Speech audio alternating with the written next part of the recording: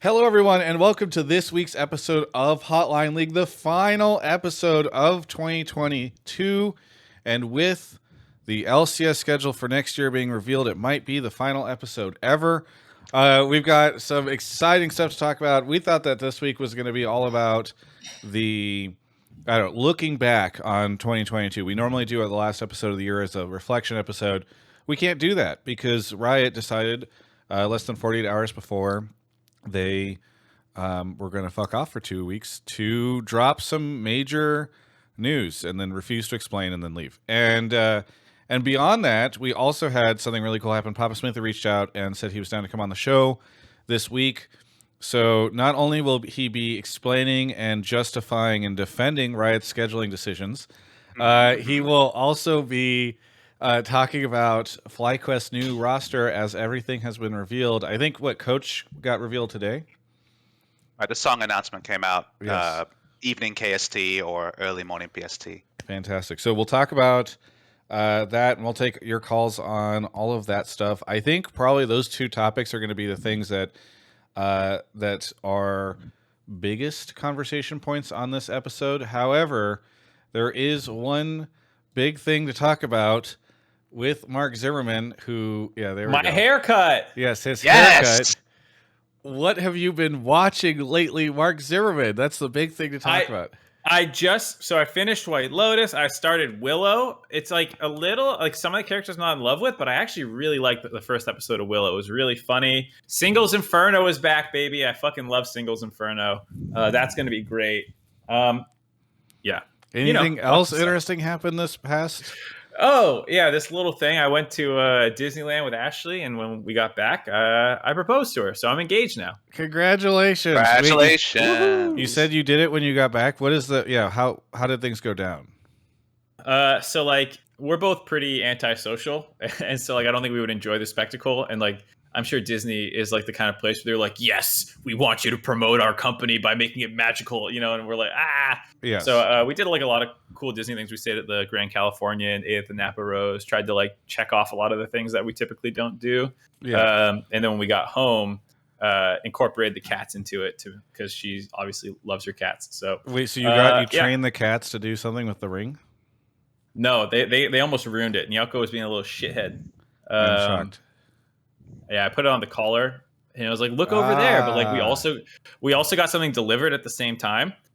So like, we came home, and like he likes biting plastic. He doesn't eat plastic, but he just wants to bite it. And it was like the Amazon packaging, so he was like chomping down on that instead of running around. And I was like, "Bro, you're ruining it." But it worked out. Fantastic. Well, congratulations. Wild news. Last 7 days. Yes. Yeah. Yeah. It was a crazy time too, because like we knew that Travis, I think most of us probably knew that at some point like this announcement was coming, and then like being like, when am I going to make content about this while also trying to plan an engagement? It's like, wow, this is a very very busy week, and I just gave up trying to like cover the content. Yeah, I think I had a good excuse though. How much did this show, the stupid show that we do on a weekly basis, pay for the ring, Mark? That's the biggest question for me. It's just what percentage did Hotline League and us shouting out Grubhub and Alienware, our wonderful sponsors, help? I mean, even just the last invoice I sent you was a bit of a monster. Yeah. Yep.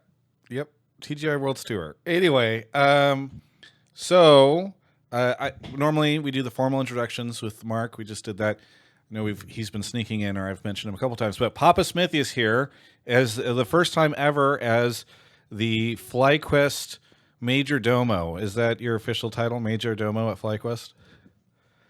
You have like 3 titles there, right? I got 2. President, Chief Gaming Officer. I think the easiest way to think about it is obviously people would know me as General Manager of League of Legends 100 Thieves before. We have a General Manager of League of Legends. It's Nick Fan, who's been here a long time. Traditionally, like org structure would be like that, then like Director of Esports or VP of Esports, and then leadership. So I guess I'm the John Robinson of FlyQuest, if you will. Like there's myself and a CEO at the top. Yeah, people are gonna sort of think of you as like it used to just be that if you were running a team, you were the team owner, and that that term has kind of outlived the Owner and owner surrogate, right? And I'm more Yes. the surrogate there. Yes, exactly. But owner surrogate sounds less cool. So Agreed. welcome to running and owning FlyQuest, PapaSmithy. That's how we're going to go with it. Happy to be here. Yeah. I think if things ever go sour, you can use this as in a legal argument. As like, oh, everybody called me owner. So in a sense, but what has this transition been like over? Because I think I started to hear rumors of this around World's time. And I think it got announced a little bit into November, right? Yeah, I mean, the timeline obviously to the public was a little bit different to what happened internally. I knew before Worlds that I'd be moving on from 100 Thieves. So before Worlds, it was clear that the Worlds would be the end of my journey there. I kept it to myself, though, because I didn't want it to affect the player's preparation or become a narrative or anything like that. It was important to me that the players, the coaches, all those like hours they'd put into getting to that point were going to be cannibalized at the last by a distraction. So just toughed it through Worlds, and then stepped away afterwards with no destination in sight. I was talking to a lot of different people. By the end, I was speaking to an LEC team, pretty deep conversations there about a VP of esports role over in the LEC. I was talking to the Riot broadcast about potentially a role as kind of like broadcast manager, I guess, kind of like Trevor was in the EU a few years ago. Oh, Kind of that's like interesting. I kind of like broadcast direction and new casters and kind of like basically the whole year. And for a few years, I've been reaching out to some of the producers and just giving feedback on the stuff I like, stuff I didn't like. Like it's an old career, so it's hard to let sleeping dogs lie. And so now at a fork in the road, I was like, why don't I see if there's something there? Like the LCS is something I still care a lot about. And then wasn't really looking at any real LCS offers at that point until I was connected to FlyQuest, and I didn't actually choose to reach out to FlyQuest. I really respected Nick, and they'd obviously come into new ownership and obviously theorized there would be kind of money to spend there, and swooping in and taking the job with someone I respect isn't really something I'm into. So it just was a connection that was happened, and it snowballed into something special in 2 weeks. So it was a pretty surreal process, to be honest. I thought I'd be in Europe, so it's kind of surreal to be here, but very, very happy to be here Wow, when all that's said wild. and done. I gotta imagine it's like intimidating to be like, what continent will you be living on in the next month In or 2 two? months. Yeah. I mean, look, I'm to be honest, like I have a really complicated backstory. Like people ask me where I'm from. I'm kind of like a mongrel dog, I guess, if you think about kind of like a backstory. Because I've lived all over the world. My mum and dad are from different places. My heart's in Australia, but I was born in Qatar, where the World Cup is happening. Lived in Australia for my primary school, Dubai for high school, back in Australia for university, South Korea for casting, and obviously North America the last 3 years. So I've kind of always been a bit of a world traveler, and it gives me a bit of a balanced perspective on the world. But when it came to this decision, it factored in more than before because I usually orient myself on kind of one thing and stick to it. In this case, work for like most of my career. And so when it comes to family, I have a lot of aging family in the United Kingdom, and being in Europe to be able to kind of connect with the family side was a pretty big draw for me. And obviously, the LEC would be a new experience. So it required something special from FlyQuest to keep me here, and people will jump to conclusions about payment and stuff like that. But it wasn't that. It was definitely now I'm in a position to really vet a lot of the ideas I had and a lot of the things I wanted to do in my previous roles but weren't able to. Like now there's no limiter. If FlyQuest makes a misstep, it's probably a me misstep. And that's exciting to be at somewhere where you can make your vision happen on a big scale and have a lot of people trust you with a lot of decisions. And so, yeah, it's there was a lot going on, and it needed the FlyQuest kind of scenario needed to be at a certain level of decision making to be interesting, and we got there, and here I am. Well, I mean, I think interesting is a good way of putting it, as we've seen the roster now, and I feel like a lot of people are saying it should be a top 2 roster. Are you? If Credit I Nick Fan on that one. what's that? Credit Nick Fan on that one. I know people will obviously give me a lot of credit for roster stuff because that was my brief for 100 Thieves, but that was largely a process that was well underway by the time I joined. And obviously, maybe I'm more persuasive to ownership, or, we're able to make some small little decisions, but a lot of the work goes to the people who've been working here tirelessly since September, while I was still thinking about Worlds. Yeah. Well, either way, I know people are really excited about it. We'll talk more about that as folks start to call in. I know Mark's already pulling people into the waiting room. But the go ahead, Mark. Go ahead. No, I was gonna ask a question, Meta, about how you want to run the show tonight. Yeah, no, I was just gonna say really quickly. I think we should touch on if people listen to the show, because we are sometimes guilty of assuming that something that is big and widely known is something that everyone who watches the show is aware of. The big controversial thing that happened last week was that on Thursday, Riot, in a series of 2 posts, one first by Riot Global talking about scheduling changes and stuff that they're making across the esports, their esports ecosystem globally, and then again later in a follow-up post by the head of Americas Raul? for Ril, the head of Americas for esports at Riot, talked about the new LCS schedule. And while it had been widely reported and discussed that LCS would be moving to weekdays, we now know it's moving to Thursday and Friday. I think there was some nuance around whether or not that was a good thing or a bad thing, specifically with the weekdays, and some debate around that. And then whenever it did get revealed, the thing that I think has been received almost entirely negative, unless you're like living in London or something, is the start times of the broadcasts, which now are going to be at noon, lunchtime, Pacific Coast, 3 p.m. Eastern, presumably to an attempt to capture European viewers, as opposed to having it later in the day whenever it's more convenient for North American viewers. Go ahead. I was gonna say the final wrinkle was that the schedule came out today, Yes. and I think a lot of people were holding out hope that like they would put the bad games first, which I don't think was ever like I was gonna put that if that schedule thing didn't come out in my lane game script, I'd already written why that wasn't gonna happen. If you just think about it a little bit more, but that was the other thing is that people were kind of hoping like okay they'll just put out shit games for the first 2 hours, so at least East Coast people will be able to catch the good 3 games at the back end or something. And if you look at the schedule, that is definitely not the case. They're targeting as early as possible. And we can dig into reasons in a second. But yeah, that was the other latest piece of controversy in it. So I did on Friday, I recorded an entire video about this. And then I really did not like how the video came out. And I had been planning on trying to do something today. Today got busy. And so I have not had a chance to put like an official sort of my take on this. I continue to be moderately fine with the weekday stuff. I think that is a reasonable experiment, and I think that it is fine to try it. I really feel like the time is terrible, and I know we'll take some calls on this, but I just want to level set that like I don't hear context here that the callers will not have, so that they have it when they call in. Is I haven't heard anybody who's excited about this. I've heard a couple people who Riot showed the data to and convinced to as like we're skeptical and a little worried, but like neutral on. But for the most part, everyone that I've spoken to behind the scenes seems fairly negative about this. And I can say like this will be a weird show for both PapaSmithy and Mark. I'm excited to see how they both navigate it.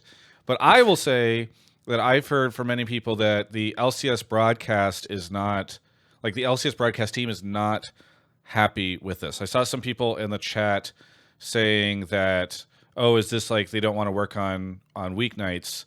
And that is not an accurate depiction. This is something that specifically the timing, I know that is the timing is coming more from global in terms of when they want to do it. So that's sort of where everything's at. We'll dive in over the next couple of calls, I'm sure. I don't know if we're starting with that or if we're starting with FlyQuest, but Mark, what do you want to do? I was going to ask you, do you want to just talk about it a little bit first? I know like we can grab callers' takes, but like I wouldn't mind like just chatting a little bit first with it, just because I feel think like a good thing to do when we do that is to like all 3 of us would have heard varying briefs over months and like some level setting when we go into the discussion of like what you expected to what you found out and when is probably pretty valuable here.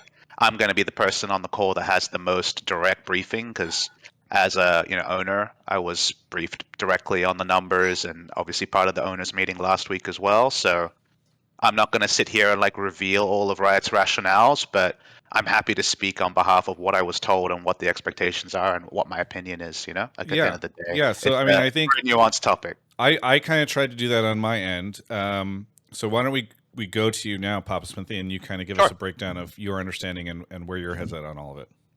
Sure. I mean, I think like a lot of people, the leak earlier in the year kind of came out Wednesday, Thursday was like what I was told about earlier in the year. And then the Thursday, Friday thing is a more recent realization.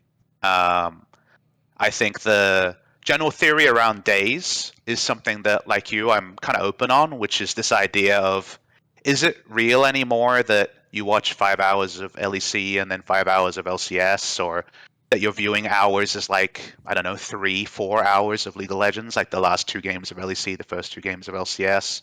I don't really think that is super valid in 2022, 2023. I know there's a lot of data around the viewership age going up. You can tell with alcohol sponsors that that's there. And so given that, I can understand this idea of now NA has its own day where it's not competing with other major English language broadcasts, still competing with LFL and other products, but not other major major League of Legends region broadcasts. I think the time, like I actually knew it was Wednesday, Thursday, 12 p.m. Months ago. That part wasn't leaked, but that was, I think, always the intention was the start time. And I think the start time is the thing that owners, myself included, needed the most justification on, because at the end of the day, when you have a country as big as America with 3 hour time zone difference between East and West, and then you have these other considerations about other areas, even scheduling a tweet about the LCS is difficult. Like, when do you schedule it during the day when you want to hit more than just the North American market? And I think with the broadcast, people point to Friday, Monday as failed experiments, but those are very, very late EST. And so there's lots of different things going on here. I think all of the data presented, and maybe you can talk, Travis, more about kind of like what sort of data you heard about, just so it's not me directly leaking the meetings. But the data does point to some optimistic things around the times chosen. But is that optimism for the West Coast viewer? No. Like, of course, at 12 o'clock PST is bad for anyone who wanted to go and watch at the stadium. Clearly, they are not solving for that. It's bad for anybody working or at school. Clearly, they're not solving for that. But are they solving for EST and other markets? That the data they have suggests yes. So that's what I need to see, in full glory. I think the data shown indicates things, but it's not causal, right? And this is a very, very volatile decision that's being made that's very hard to walk back. So it's not lost on me that they're taking a big risk. And so it kind of leads me to think, like, in a world where we could choose between not moving at all and moving, what are we losing? What's the opportunity cost here? Like, there's a lot of questions and not a lot of answers. And I think the fans have even less answers than I have access to. So I truly believe the ball was mostly dropped in the rationale behind it, because I think the rationale provided was extremely weak to the public. Yeah, no. Okay, so I know. Well, Mark, do you want to go first, or I have a bunch of stuff from PapaSmithy I can add to. Yeah, I mean, I obviously do too. I think so. The thing that Papa's talking about, I'm pretty sure I've seen almost the exact same presentation, or at least many of the core points of it as well. This has been an ongoing conversation for a while, and a lot of different people at Riot at different levels were polled for opinions on it and things like that. So I think a lot of people in the industry were aware of these changes coming in. Scared, I right? think, I think you're scared like I am, Mark. yeah, I think everyone's unsure. I think I've seen all the numbers, and we'll probably dig into it a little bit, because like the reasoning is already somewhat public in terms of what they've said, their reasonings that they provided, as well as just like fans aren't dumb, and they can they everyone understands that noon PST on the weekday supposedly has the highest traffic on Twitch, and you're trying to get a bigger pie and trying to get a piece of that pie, and the pie is bigger at that time slot than later in the day. Now, the balancing act is yeah, but that wedge that you're targeting is not now North American fans, and you're kind of putting them out when it's a North American league to have an awkward situation. So like, there's all that to dive into. But yeah, it's scary in the sense that like I don't think anyone knows 100% what's going to happen. Like there is reasoning behind it. It's just who knows if that reasoning will hold up when January rolls around. I mean, the reasoning is, according to their article, is I have to make 35,000 decisions a day, guys, and I'd really like to bring that down to 34,999. No. So we decided to make you decide between the LFL. Oh my god! And the LCS. It's like, okay, so here we go. Now that we've all sort of level set. Holy fuck, has the communication been so shitty around this? Like, how the fuck do you wait? This has been months. This has been months and months and months that we have known that this is coming. It got leaked months ago. Riot has had all this time. The only time that they really like addressed it at all was John kind of vaguely alluding to it in the interview that I did with him. And then they wait and they wait and they wait, and they seem to have no fucking plan on how to deal with this. And they drop it less than 48 hours before they all leave for 2 weeks. Like, are you fucking kidding me? This league is like struggling, and Riot's solution is to like, oh, instead of giving you a lot of reasons why you should be excited about the league and hopeful and all that stuff. By the way, guys, this is starting at lunch. Here's like some vague, the thing that is super telling to me is like the fact that 35,000 decision thing got put into the presentation, or sorry, into the comms around this. It's evidence to me that like at some point in time, someone was tasked with like making a presentation internally to help justify this decision beyond just like, well, some Twitch data suggests this. And then like they added that in. Like that's like a thing that you add in a like high school or college presentation where you find it on Wikipedia, and then you just like I really want that to become the next 2,000 years or whatever, because I just think it is wild that got added in. I think that I really wish that they had been more public with the data that suggests that this is good, because they showed it internally to you guys. I have not seen it, but I've only heard stuff from people. One of the things that's really concerning, I won't ask you guys to like comment on this, but feel free if you feel up to it, is that it's unclear to me that the data that they've shown to people suggests like this is English speaking audience that will probably watch the LCS versus just like, hey, a lot of people watch League of Legends on Twitch at this time. Like, I worry that the data is not granular enough to justify this decision based off of some of the general things that I've heard about it. And like, all due respect to you guys, Mark and PapaSmithy, I see you guys kind of taking the tack that I've seen a lot of people take, like Azael and other people are kind of doing a lot of this like, oh, I'm nervous about this, I'm unsure about this, blah, blah, blah. Like, the sense I get is people are fucking scared, and they're really worried, and I think people are trying to be very diplomatic. Bro, I'm 100% confident we're going to kill it. I get people are trying to be diplomatic. I worry because I'm like, I'm not sure this is the time for diplomacy, because I like the league is in such a fragile state right now that I don't know if it can weather this, right? Like, I know I try to discount as much as I can, like the random comments on Reddit and Twitter.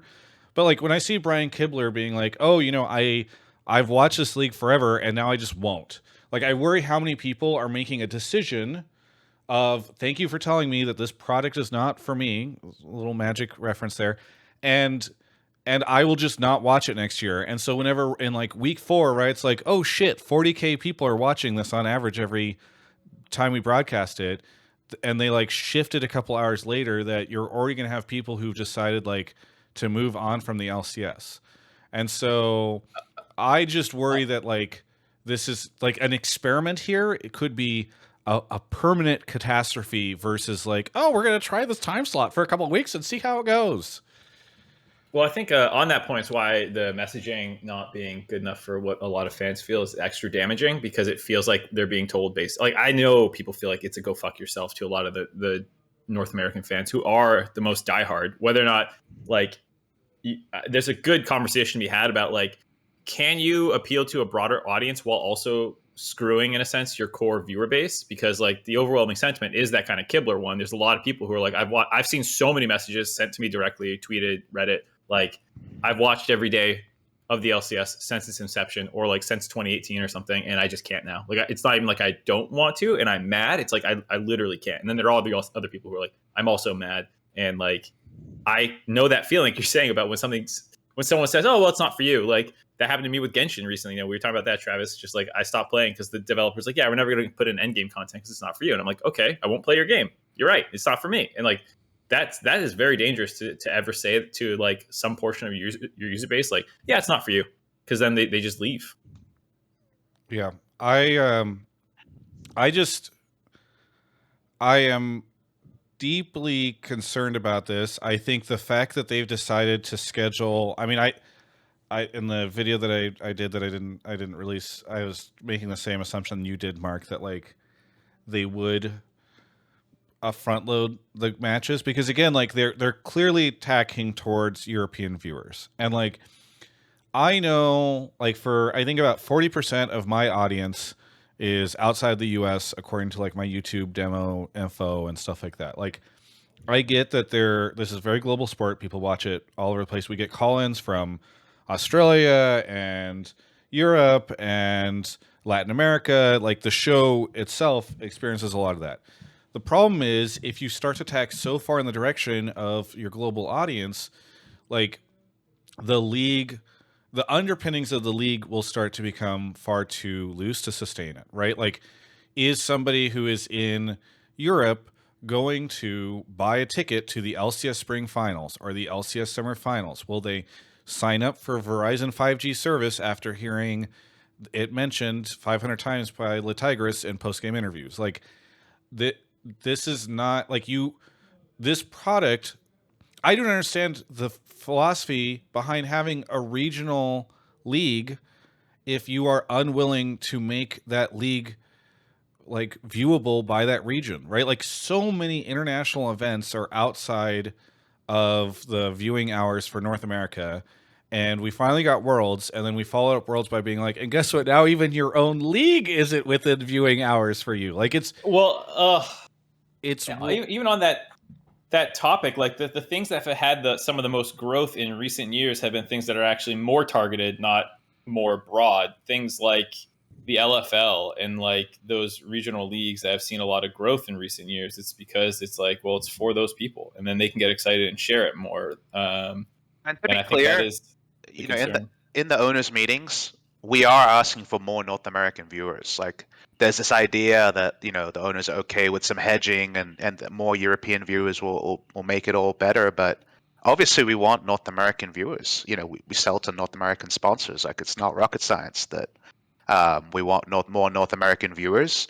And Riot indicates that is what this decision will lead to. Now, does the data support it? Mostly. Does it causally say it will happen? No. And that's the part where it's going to be tricky. It's such a seismic change, and what everybody wants is clear, but the path to get it requires a risk or a hedge, and this is the one that's been elected. Now, obviously, I'm new to the owners' meetings. I wasn't there in my time at 100 Thieves, so I'm not sure if there was a vote to choose what days or anything like that, but I can tell you that the start time is definitely the biggest sticker shock that needed to be navigated. And with all of the data, again, there are reasons to think this can work, but that doesn't mean that it's one-to-one predictive, right? And that's why I think no one is going to come out and be super like, yes, this is the way forward, because the hedge is huge. I don't think you're that wrong, Travis, about what's given up if it goes poorly. And to combo off the data point, it's like there is data for this being a good choice and things that can work, which we kind of talked about, but there's also data that goes against it. A lot of it is historic data, to be fair. And I know you talked about some of the issues with Friday and Monday Night League previously being very late in the day, but back in the day, the EU LCS, when it was called the EU LCS, ran on Thursday, Friday, I believe, or maybe then they shifted it to Friday, Saturday. But right. there was a period of time where like EU LCS was kind of the redheaded stepchild. It was a big part of office politics back in the day, the EU versus the NA, and like it felt like there was NA favoritism from the EU office, and there's always like little conflicts and whatnot. And it got to the point where EU's viewership, and I'll talk about this in the blame game when I do it, was down to 100,000 in summer of 2017. It's lower than NA even was. It was bad. And what they did to fix it was they invested properly into that scene. They kind of gave it. They're like, okay, no more putting you on one of these like worst time zones. You're going to get Saturday, Sunday for your audience at a time that's good for them. And I think that helped a lot. I think they found their own voice. The rebrand did a lot, but like, I think people sometimes overemphasize the importance of that rebrand without also looking at like what was done systemically behind the scenes as well. There's some stuff that's not super well covered, but like that happened to kind of give EU that breath of life that they needed to find their own viewership and stuff. Because a large part of the time, like that 300K average concurrent thing that we had in NA in 2014 was because nothing else was on Saturday, Sunday. It was just us. So like lots of EU fans watched us. I think that's kind of what they're hoping for again by putting us on Thursday, Friday. But EU was on Thursday, Friday before, and it was not working well for them. And I think there's just other esports you can look at. Yes, obviously League is somewhat its unique thing, but like historically, esports don't perform better on weekdays than weekends. That's just kind of how it's always been. So I do think there is, reasons to say, hey, if we do this really, really well, there's these data things that we think can make this a good choice. But then there's also the other data kind of going against that. And before I give it back to you, Travis, I will say that the communication and nuances of the communication around this were the loudest comment at the owners meeting. Like they had to nail this and they didn't. They fucked it. And that's really disappointing. Even the fact that the announcement came out so many hours after the global announcement was obviously very disappointing and not originally what had been communicated to us. And there are, of course, extenuating circumstances around, Jackie, the commissioner, who should be the person like first line of defense on this, not being able to speak if people aren't aware. She's going through some severe health stuff. But because this was so known in advance that this would all happen, I think that the minimum that should have been done, like the way that I would have done this if I was Riot or the LCS, is I would have had Jackie record a video weeks in advance justifying it. You need someone who is the figurehead of this league, whether it's Riot NA or Jackie as a surrogate, to say, hey, we are making this change for these reasons, and we're really excited about it for this reason, and basically hold themselves up for judgment if they're wrong.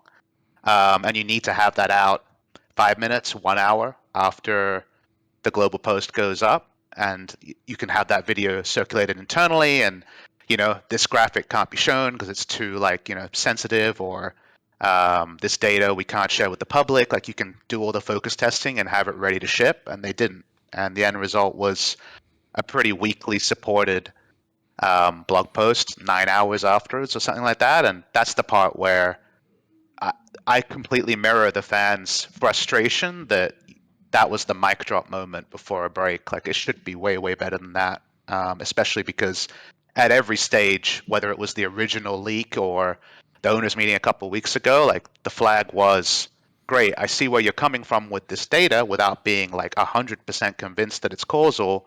Make sure you communicate it well to the fans so that they buy into it. Instead, it's going to be 2 weeks of everybody shitting on the LCS while Riot's silent. I mean, I think we should move into calls, but like the final thing I'll say on that bit is like, I don't want to slam him too much because I appreciate he did the interview with me. I think what didn't age very well was when I brought up like, why aren't you communicating around this? Like John Needham's like, well, we have windows with which we want to like communicate and talk about certain things.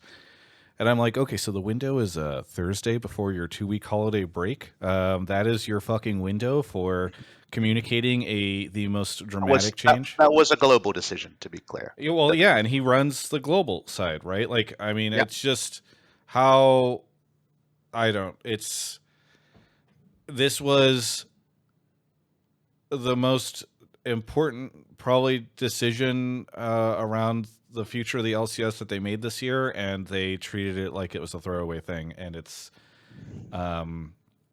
embarrassing. Let's hop into calls because we'll keep talking about this. One more thing, and I know this might accidentally spawn a larger tangent, but I do feel like it's worth addressing, is because people are in Twitch chat talking about it too, is the Valorant angle, because we kind of talked about, I think there's a world where you can justify this change based off the reasons that they provided in a world where Valorant doesn't even exist. In terms of like Papa was talking about with the viewer burnout and the scheduling and blah, blah, blah, there's all these reasons to try and do this.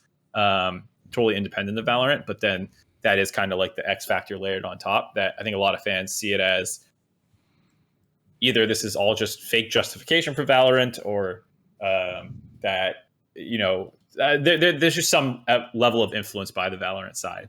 I don't know if like, I can't speak too much on this because I'm someone who's a little bit in Riot, but like I don't think it was that super heavily influenced by it from my understanding. I don't know. I don't believe it if you've heard was. anything I else. think it's important to note that, like, by moving this to the weekday and giving Valorant the weekends, we are burning the ships when we make it to the new continent, right? So it's like you kind of have to make sure that, like, if this is your new home, that you have to make sure that you're building it pretty fucking sturdy, because you can't go back to the way things were before.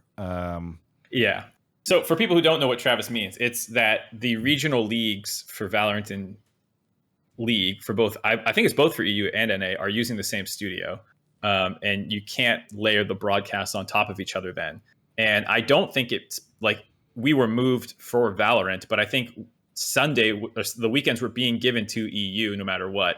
And so they didn't want, they wanted to move NA's broadcast off the weekend anyways. And so naturally you slot Valorant in for NA Valorant in there. So that way, which makes the optics around the announcement even more important, right? Because it's you cannot wave away the doomsayers who point to what they hypothesize as the premium spot, the weekend, and say anything without solid justification on why the LCS move was made, and they didn't provide it. And they so that's, fucking again, knew. another layer. They knew for months that people thought this.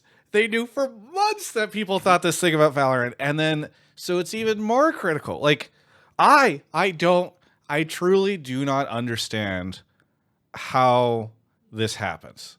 Like, how do you get to this point? How are there not people internally that are like, no, I know it's not in a perfect state yet, but we need to fucking push this article out, like, because we're leaving in 2 weeks and we're gonna have to make sure that, like, this gets the right landing. It's so embarrassing. Okay, let's get into calls. We got to do it. Mark is off. Mark, do you? Okay, sorry. Thank you to some folks who subbed. We've been ranting for 45 minutes. Floppaderp, 5 white guys, Kanoke, Numi, Randy, Dragon, Severed Head, Flick Nickum, Fishy, Escape Goat, Zachary GG, Cyanteal, Chill Spencer. We'll get to more in a second, but Justin is here. Justin, where are you calling from? Fort Worth, Texas. Fort Worth, Texas. What do you want to talk about on the show? So my take is that the LCS moving to noon Thursday, Friday will be good for the league. Okay, thanks, Justin, for calling in. We've got to let you go. You were looking for someone like this, Travis. We found one. Justin, for your own safety, I advise you to find a secure location. Justin, what is your Riot badge name? Yeah. Where are you calling from, Justin? Fort Worth, Texas. Fort Worth, Texas. Okay, so that's Central Time Zone, right? Central Time. Yep. So it starts at 2 for you? Yes. Okay. All right, hit us with your justification. Okay, so I have 2-piece justification. One you've already somewhat touched on in your first part discussion, was that the publicly available information for those who haven't seen the internal Riot presentation shows that Twitch viewership does peak between 11 a.m. and 2 p.m. CST. I saw a lot of discussion in the threads talking about how there's no data to back up this decision. I recognize that you guys talked a little bit about it at the beginning, but at the very least, there is some evidence to suggest that, okay, a noon start time is not completely unreasonable. It is when there is peak Twitch viewership. I recognize that a lot of people cannot watch in the middle of the day, but a large majority of Twitch does. So it's not entirely an unreasonable decision from publicly available data. Quick question on the data part. Do you know if there's any data? Because I've tried to talk to some like Twitch data streaming analytics companies about partnering on something like this, and they've been frustratingly unresponsive. So, by the way, if you are Stream Hatchet or what's the all those things that are like that, please reach out to me. I'm happy to work with you on something interesting and give you a ton of credit. But Justin, do you know how much of that data says that those are English speaking audience? My best guess, according to Twitch Tracker underneath the language tab, is that half of their available data, so 56.4%, is English language streams, but they do not break that down by time. That is my best Because answer that is to your partially my language breakdown. concern is like how like one of this data, how much of them are even going to tune into an English broadcast? And so that is like that's kind of stage one. And then I think the second thing that like none of these guys are going to have access to is how much of that is North American audience. Because like I look, if Riot wants to say that it, like we're all just we can invent whatever data around this as we want because none of us have it.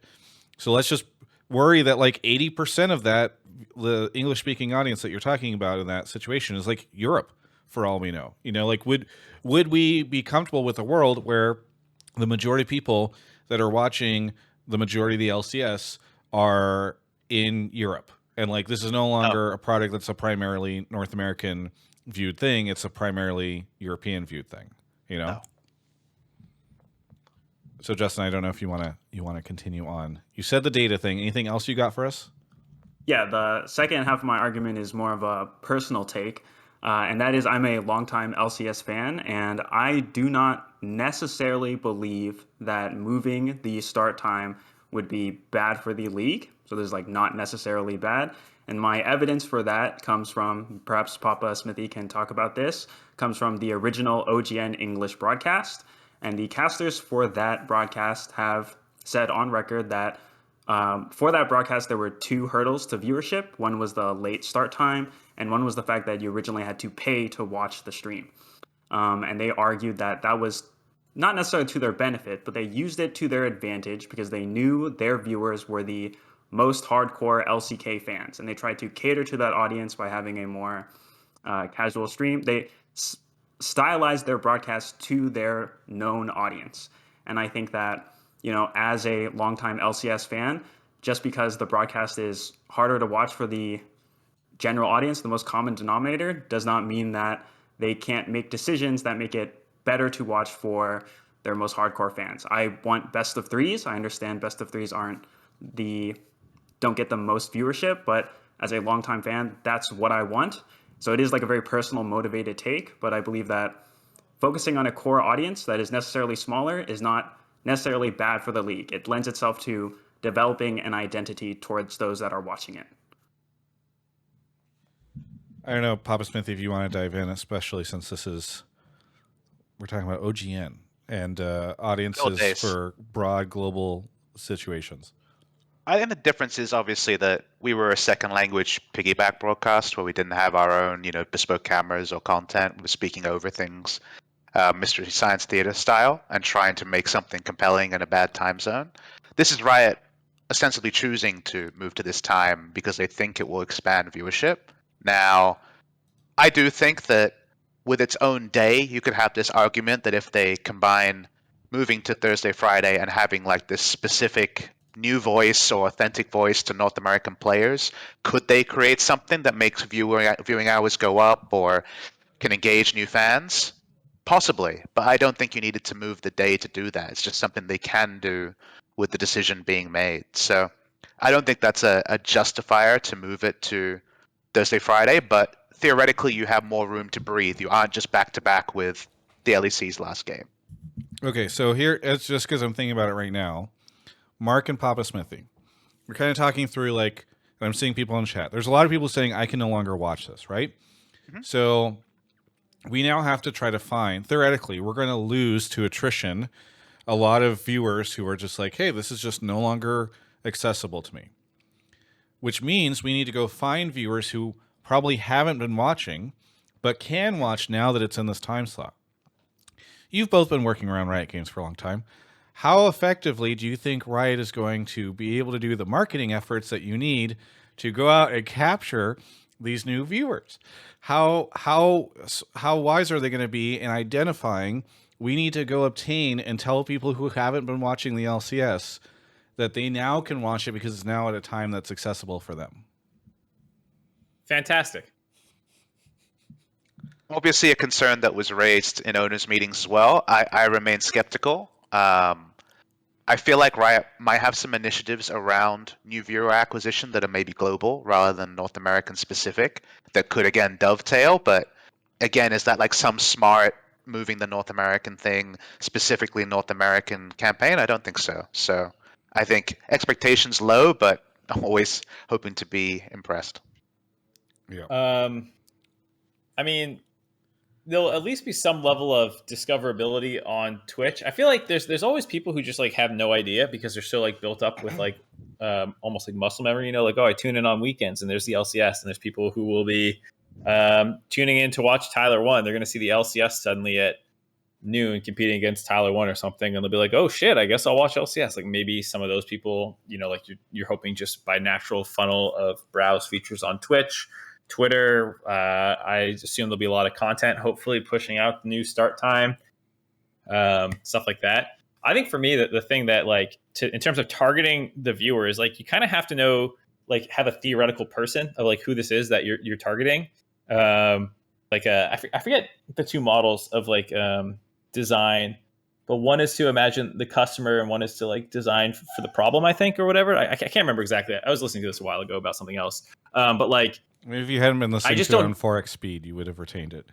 Yeah, it's too much just cramming information in my brain. It just seeps right out. But like in that the one where you're designing for like the theoretical consumer and like who this person is, I'm not exactly sure, because like if you're in high school, on the West Coast, you're in school this whole time. I guess like for East Coast high schoolers who don't participate in extracurriculars, it's actually pretty good, if I'm being honest. Like you get out of school at 3-ish and you go home and you fucking do your homework while watching League of Legends. Like that's not that bad, if I'm being honest. Like I don't know those people personally, but like maybe that's the thing.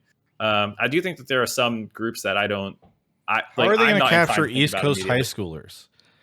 Like that's the thing. Is East like Coast high schoolers, we can all come up with theoretical people. You know, stay-at-home mothers at 3:00 or at noon on the West Coast. You could watch Bjergsen and Doublelift together, or Maria try and figure out how to tell her baby daddy that it was actually, you know, like on whatever daytime soap opera they're watching right now. So like, just got to put it on some Hallmark Channel daytime TV ads for the LCS. Here's a question to you, Travis. Yeah. I come back to the messaging on this because certain assumptions have been made for them to go with these times, right? Yeah. Now, I thought the hardest thing to stomach would be the days, you know, Thursday, Friday versus Saturday, Sunday. Yeah. And people are generally like, okay, I get the logic there. So people are willing to go down this experiment, which is the more the thing that's impossible to change, kind of like you guys are talking Right. about. Like it seems like Saturday, Sunday is gone, Thursday, Friday is our new home. I will say that if Riot came out and said, we're starting at this time because Twitch peak viewership is this time, we think 12 is the right start. Game 2 and 3 are still going to be our featured matchups like they were before. You guys vote with your eyes. We'll test a couple of different kind of like hypotheses, and then if you guys don't watch, of course, we'll change it. Then I think people would generally walk down that road and say, wow, like you guys are taking a big risk. You've laid out some information. You know, we'll all learn together. But instead, this is the perfect time, Thursday, Friday, 12 p.m., and that's where I think we all equally are like, how did you come to that conclusion? I mean, LCS post that went up did not address timing at all. Agreed. It just didn't. Bad. And it took them how many additional hours to post that? And they had already seen by that point in time the reception from the audience that like the timing was the thing people were upset about. And they were just like, by the way, guys, Thursday, Friday, it's going to be great. Like I think to your point, there's like a couple different things there. One, yes, they could have done that. They could have said, hey, we think that by starting at noon, it allows us to get to our premier matches by 3, which on the East Coast is 6, and East Coast is actually the vast majority. Like they could have made a more nuanced argument around this, even though I don't think I would have bought it. And they just didn't even attempt. A correct, you have a pass-fail, you know? It's like, okay, well, I'm watching at that time. It didn't work. You're wrong. Instead, it's this like, it'll be great, where everyone's like, okay, but I'm filling that emptiness that you put out there with depression and anger rather Right. than the optimism that you're trying to sell here because you did not sell it well. It's a bad pitch. I didn't buy your product. Right, exactly. That's to me the problem. And Well, it's not you're not even relatable giving in a sense. you're not even saying we're like open to changing this. We're going to evaluate it for the first couple of weeks and then we're open to changing it. You're just telling people this is the way it is. So again, you end up with that situation where like people are just saying this is an incompatible product for me and they're just going to move on. Like that is my concern, is that they're just going to be like, fuck these guys, they don't care about me. Like I do think, I always say that I do actually believe that Riot on the whole buys their own sort of like players first mentality. I know from talking to people it is like iterated a lot on or talked about a lot and personally and internally. And I think this is and I think that actually does well for them sometimes, because there are skeptics out there, but a lot of people do think, oh, they care about me. In this situation, they're just saying like, hey, if you're busy at this time, this is not for you, and there's no plans on changing it. And to kind of loop it back to Justin, your call here, you said that like this could be good because the data is there. The biggest thing, I think this is the biggest conversation point around this, is the philosophical question of who is the LCS for? And I think for me and a lot of people, the answer should be primarily North American viewers. This is a North American league. There's conversations to be had about the representation of North American players within this league, but it is a North American league. It's branded North American. It is, we represent North America's region. You should be tailoring this product primarily for North American viewers. And they are saying with this decision, that is not who this product is for. It is for a global audience, and that they care. And quite frankly, what they are saying is we care more about you if you live in London than if you live in San Francisco. And we're going to tailor for that. And I think that is a huge philosophical disconnect between me and I think a lot of other people. And quite frankly, I assume the sponsors that pay the money to do this league. So that is kind of where I'm at, Justin, is like, it just depends on what you're optimizing for. And for me, I would optimize for the North American viewer for the North American league. So yeah, I think that's a very good point. That's kind of hard to argue against, because the way you brought up that discussion was we don't know the distribution of the regions where that peak Twitch viewership is coming from. So I can't really, in the same way that you speculate or suggest that, oh, that might be a majority global audience, I can only just speculate back that, oh, maybe it's primarily North American, and I don't have the resources to say whether it's one or the other. But I think that's a very good point. The purpose of my call was kind of just introduce the idea that I saw a lot of, I think the reasoning and communication behind the decision is definitely questionable, but I was hoping through my take kind of say that just because the reasoning was questionable doesn't mean that there is no reasoning, which is like a popular sentiment I saw online. Yeah. And it's called Hotline League for a reason, right? Thank you, Justin. Anything you want to shout out before we take a quick break? Yeah, I wanted to shout out, I've been holding on to this one for a long time listener, first time caller. Hotline League used to not update their podcast feed until the Wednesday or sometimes even Thursday after the show. I am one of the rare podcast, almost exclusively podcast only You say listeners. rare, it's actually a decent amount of our audience. Okay. I wasn't sure if your podcast comments were ever ironic, but I think several years ago, it got moved from uploading Wednesday, Thursday after the show to the next morning or sometimes just a couple hours after the show. We always tried to move it. We always tried to get it the next day. I think it was just difficult, but Jordan, who helps with a bunch of this stuff, she does a good job of getting it up early because she's on the East Coast. So talking about time zones, we were able to swing it that way. So I'm happy. I'm happy you're happy. Yeah, shout out to Jordan. Thank you. Yes. And then shout out to Mark for getting engaged. Thank you. Yeah. Have a Thank good you. one. All right. We are into a quick break to talk about Alienware.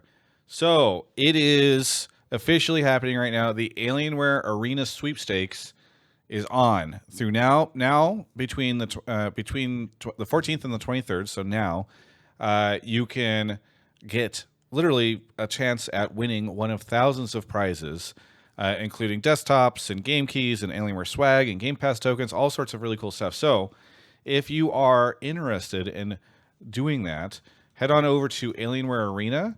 It's the fun giveaway that they're doing here at the end of the year.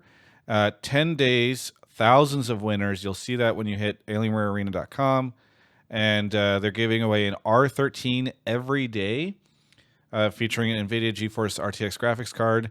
And yeah, they've got all sorts of different stuff, including Xbox Game Pass Ultimate, codes for new and existing subscribers, Stray game codes, maybe if you want to play Stray or Neon White, both featured at the Game Awards recently. Alienware fidget spinners, mouse pads.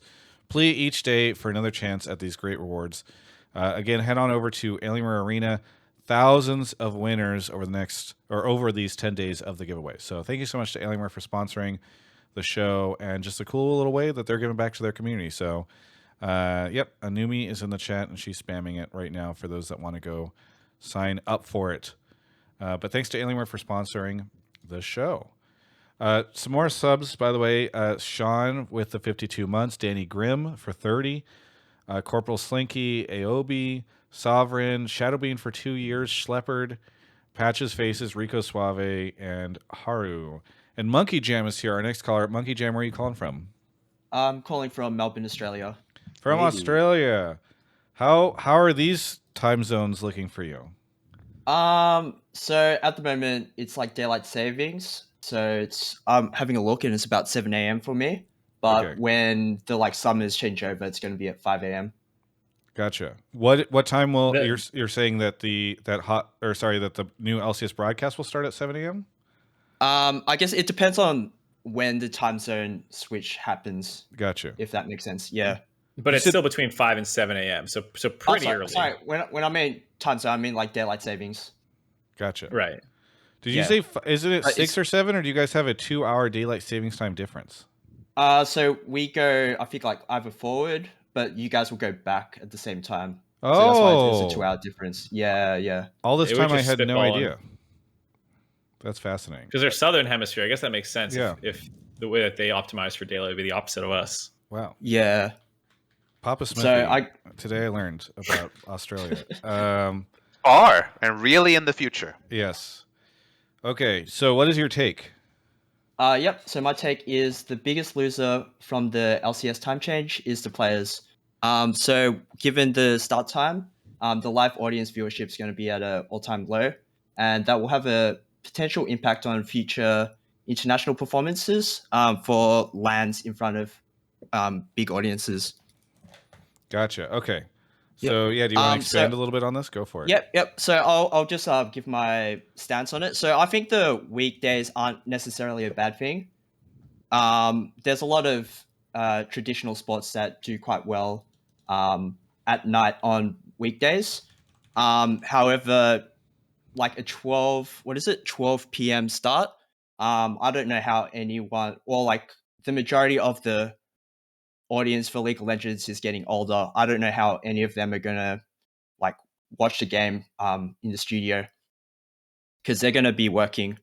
That's pretty much my take. Like if you're say you're a young player, like maybe like Tenacity or something, the audience you're gonna be playing to, given the current time, is going to be like your mum, 10 other peoples, and the casters. That's pretty much my take. The only other question I've got is for the playoffs, what's the expected dates and times that's going to be? Will that also be on weekdays? They said it's going to be during the weekend. Playoffs. Finals are during weekends. I don't know. They haven't said start time, or at least I don't think they have. But yeah, I don't know. I assume playoffs outside of that will be on Thursday, Friday, but I'm not. Maybe I missed that part of the article.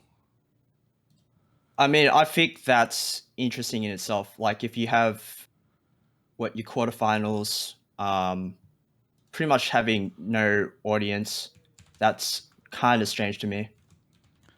I mean, that's a very good point. Like the impact that this will have on and I think some people have talked about this. It's hard because it's like, do you really optimize for the 300 people that could be in the arena or whatever it's going to be after they like change the arena, or do you like? It is hard sometimes to make the argument for that audience. However, I think playing without an audience during COVID has demonstrated how valuable that audience can be. And like, I know, the casters have talked a lot about how good it feels to be playing in front of, or to be casting in front of an audience and how much that flows into it. So For sure. And I think, Travis, that point is an interesting one where if you ask the players if they like notice or resonate with a studio audience, not a stadium, obviously, the answer is usually no. Like it doesn't actually make a huge impact. It's more about the white noise and the different setup and things like that from playing at the compound to playing on stage.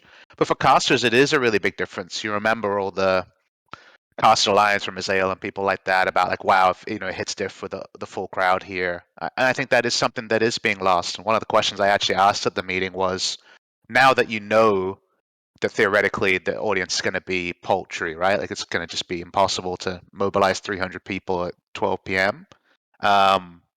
Do something different with the space. If it's a modular studio and you can do something different there, I think if you just have this weird awkward silence, like the viewing viewing experience at home is going to be worse also with no crowd audio. So I hope they find clever ways to do something with now ostensibly empty space. I don't know what that is. Are we having a rave in the middle of the stage? I mean, Sushi Dragon didn't work, so maybe that won't work, but I think they have to do something. Did you ever watch the Gaffies? No.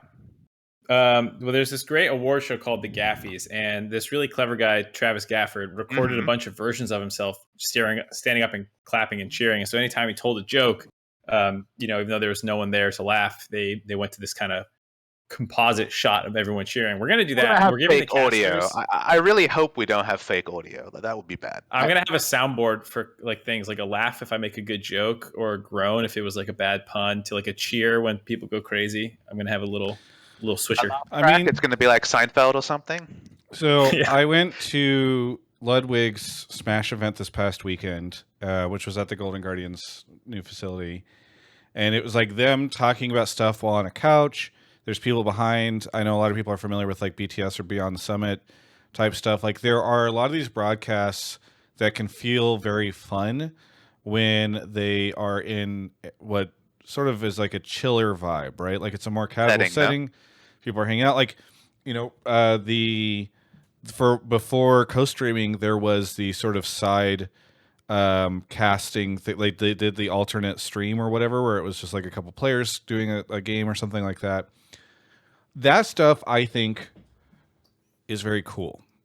The concern I have is that like in those situations, an audience feels less important because it's just people goofing around, right? The concern I have is that Riot has min-maxed on the idea that like you need to have a very professional, very impressive professional setting. And when you're doing that, and yet you don't have an audience to that like feels like it's attached to this very professional, high quality broadcast, I think you are kind of creating a very, I don't know, just you're telling two different stories about what this is, right? Like it just feels very at odds with each other.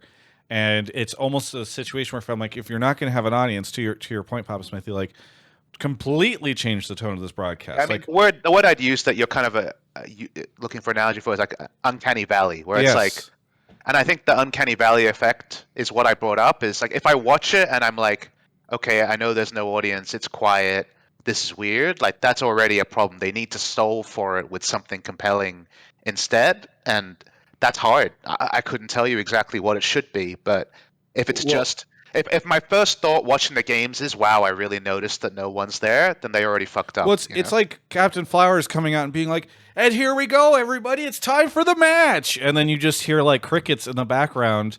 That feels really bad. Yeah. So you need to, like, in my opinion, completely shift the tone of the broadcast to account for the fact that like Flowers has to feel more like whenever he's commentating his own streams, maybe with a little less vulgar language. And more, and less like I don't know. It's bizarre. I mean, the point you guys are making is true. I feel like it doesn't really gel with like Riot's general ethos towards esports at their company, which is that they want to have like this, like, we're a AAA game and we have AAA experiences and blah blah blah, and we're the premier esport. And you kind of see that even in like the LEC, which is like, pretty stylized and cool. Like, it still is very much a professional feeling product, and like there is a general vibe that all the regional leagues in the world hit. Even some of the minor region ones like CBLOL and stuff have this kind of vibe. And I don't know if they'll go to a BTS pivot to save it. So it's like, what I think you have to look at other solutions, unless really is a sudden pivot coming in. The other thing I'll say, I want to ask PapaSmithy, because we've kind of tangented into, like, again, how it feels for viewers, for players. To get back to the original take, like, have you talked with your players a little bit about it? I know you have a fair amount of Koreans coming over, so like you kind of also have like a fresher perspective maybe from them if they've heard the news. Like, and I guess I don't want to like say like Prince said he hates it or something, but like if you've heard from the players on the team, like, how are people feeling? I've seen Doublelift like tweet other people or say some meme shit, but I haven't really heard like a general sentiment. I can talk to this too, by the way. I can't speak to it very much with the new players because I haven't been in person with them. They're in Korea, obviously. But I can say that traditionally, players very rarely talk about the crowd unless it's like I was on the interview stage with like a full packed house, in playoffs or something like that. Obviously, they'll feel it there. At a stadium, they feel it too. So I can't speak to that side. And the Korean players definitely didn't bring it up because, again, for them, everything once they sit down is about, blocking out the crowd noise. Just awkwardly, there is no crowd noise now theoretically, so that's the change. Yeah, and I've reached out to a couple players because I was hopeful that the Players Association would. I really want people to rally against this. And it seems like in my conversations with people, it feels like people are kind of unwilling to come out publicly and actually have a stronger take than like expressing concern. But the players that I've spoken to are worried about it, but they saw the data, quote unquote, the data, and are seemingly open to the idea of giving it a try. Like, there's a lot of people I talk to, players and otherwise, who are down to like give it a try and hope that Riot will change things if it doesn't go well. Again, my concern continues to be that like this is not you shifting one day to a Monday and like everything's the same. It's like this is a pretty, I don't know how recoverable giving this a try is. And like what is the failure state, to PapaSmithy's earlier point, wherein you would go back to something else. So the players I think are more just sort of like concerned or curious, but are wanting to see how it goes. I don't think as many people are as alarmed as I am about the like long-term repercussions if people decide this isn't working. Yeah, I mean, this is again my tangent, but like the thing is, like, there's a question of, even you say push back against it, but this whole change was made with a global ecosystem in mind, in terms of like, if you want to go back, you'd have to talk to the European branch, and you'd also have to talk to the NA Valorant and like all that stuff. And so like, not only in the future if it fails, but even right now, like, I mean, you could change the times. The weekdays are tough, but the times are the bigger thing. Yeah. Definitely times. If the times are provably an issue, I think the times will change. That's my current perspective with the information I have. Yeah, I just worry about how much damage will be done before then. The bear in the chat Correct. says, do the players not understand if the league fails, they don't have jobs? Players do not understand.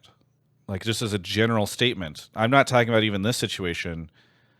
They don't understand. So do not. Travis, something I'll bring up is that Riot did go to every team during, I don't know if it's end of spring or early summer. Jackie was there to brief to teams. I was there 100 Thieves. And the briefing tone was basically, things aren't good. We all need to improve because viewership is down year on year. So definitely the Riot message was, we all need to pitch in and find different ways to fix the decline we're in, whether it's like produce more content, stream more, be more visible.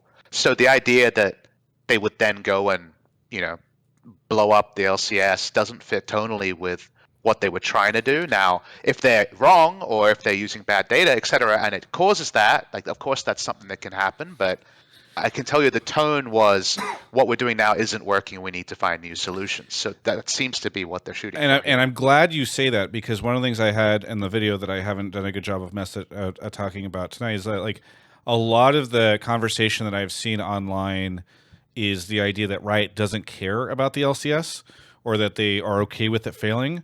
And, like, that could not be further from the truth based off of everyone that I have spoken to. And, like, even if you just think about it, guys, here's my whole thing on Riot. Riot is a company. Like, if it was a person, it would have a huge ego. Like, the company just has a huge ego. They think that they are the best. They can do the coolest shit, et cetera, et cetera. Their premier esport failing in their own region, and, like, you know, the one that gets played across the street from their headquarters, like, it crumbling and dying in North America, would be really bad. Like, that is not something any of these folks want. Even if you're not willing to take it from the ego perspective, the North American sponsors and brands are incredibly important for Worlds and Valorant. They spend a lot of money. Like, if the esport doesn't exist in North America, they're going to lose a shit ton of money, even on the global scale, for covering the costs of Worlds and all that stuff. So, like, the starting conversation needs to be, or the place we all start this conversation needs to be from Riot wants League in North America to succeed as an esport, and then you can talk about, like, why the fuck are they doing this? It shouldn't be like, well, clearly they've given up, because that's just not that's not the case. And if we want to keep on the hopium train for a second here, it's also not the case that the LCS will, like, ever die completely. I think a lot of people are like, oh, dead league, and I know that's partially just hyperbole, but, like, for Riot, the perspective is that it's a global esport, and, like, they will never, like, let a region as big as North America just completely die. They're just gonna, like, you're not gonna wake up in a year or two and, like, oh yeah, China and Korea are still huge, but, like, the LCS just doesn't exist, or North America doesn't have any league or whatever. Even if it goes through changes, even if, like, it gets scaled down or something, like, there's still going to be league esports for as long as there are league esports, or there's still going to be North American league esports as long as there's a global esport, because they want everyone to go in together. Like, so many regions have leagues that are still smaller than North America and stuff like that. And so while this change, like Travis is saying, is scary and you can question about the decision making around it, at the end of the day, it's not like this is going to fail. And, like, because people are like, oh, this is how you take it out back to shoot it. You make a bad decision, the numbers go down, and then you say, see, it wasn't worth it, and you kill it. And, like, that's just not going to happen, because that's not their philosophy on, like, what a global esport is to them. And so in that sense, if you're a North American fan who is just, like, scared right now that your scene is going to die, it's not going to die. Though I'm maybe scared this it change might sucks die for you. I'm scared it will get to a point where it cannot sustain much of the third-party ecosystem, the organizations, et cetera, that surround it. Right? Well, like, I mean, death is a relative term. Dead Yes. for who is a good point, but It's a in terms scale. of, like, non-existent, it will phase out of existence. Is like not going to happen. Whether it goes, like, an example of dead to a lot of people it goes into an online league. I think it's fair to call that dead, even if it is still around at that point. You know, like, there's some spectrum of what dead means to you. The last premise thing I see, though, is what if the viewership goes up, right? Like, what if somehow this is, like, actually the best possible, like, the numbers go up, we're up 50% year on year, then people are just going to say, well, no North Americans are watching it, and push for, you know, North American viewer metrics and things like that. Like, again, it comes back to the communication, where nothing is clear on what they're solving for. Like, they should at least come out and say that they're trying to get a bigger slice of North American viewers, because that's what they tell us and the players they're trying to do with these changes. Yeah, it So- just does not. I agree that they should say that if that's their philosophy. It is so hard for me to believe that with the decisions they're making. Like, it is just, they have not convinced. It feels as though they've not convinced really anyone. From the people I talk to, everybody has, like, pretty high levels of skepticism. There are people who are not, like, thinking that there are people who are less concerned than I am. I don't know anyone who is excited about this change. By the way, I just want to address one thing really quickly before we move on to the next caller, because we're running way over time. David Shynock in the chat, congrats, you got your name right, because that's how fired up I am, said that like, oh, I can't believe that this wasn't discussed more before it was voted on. Again, like this was basically, from my understanding, unilaterally decided. There was no teams who got to vote on this. I don't think the Players Association. I know the Players Association did not get to vote on this. This was not a decision that was made at the ecosystem level. It was a decision that was made without that. And like, here's what I will say. I know that at least some of the LCS leadership was involved in the decision to go with Thursdays and Fridays.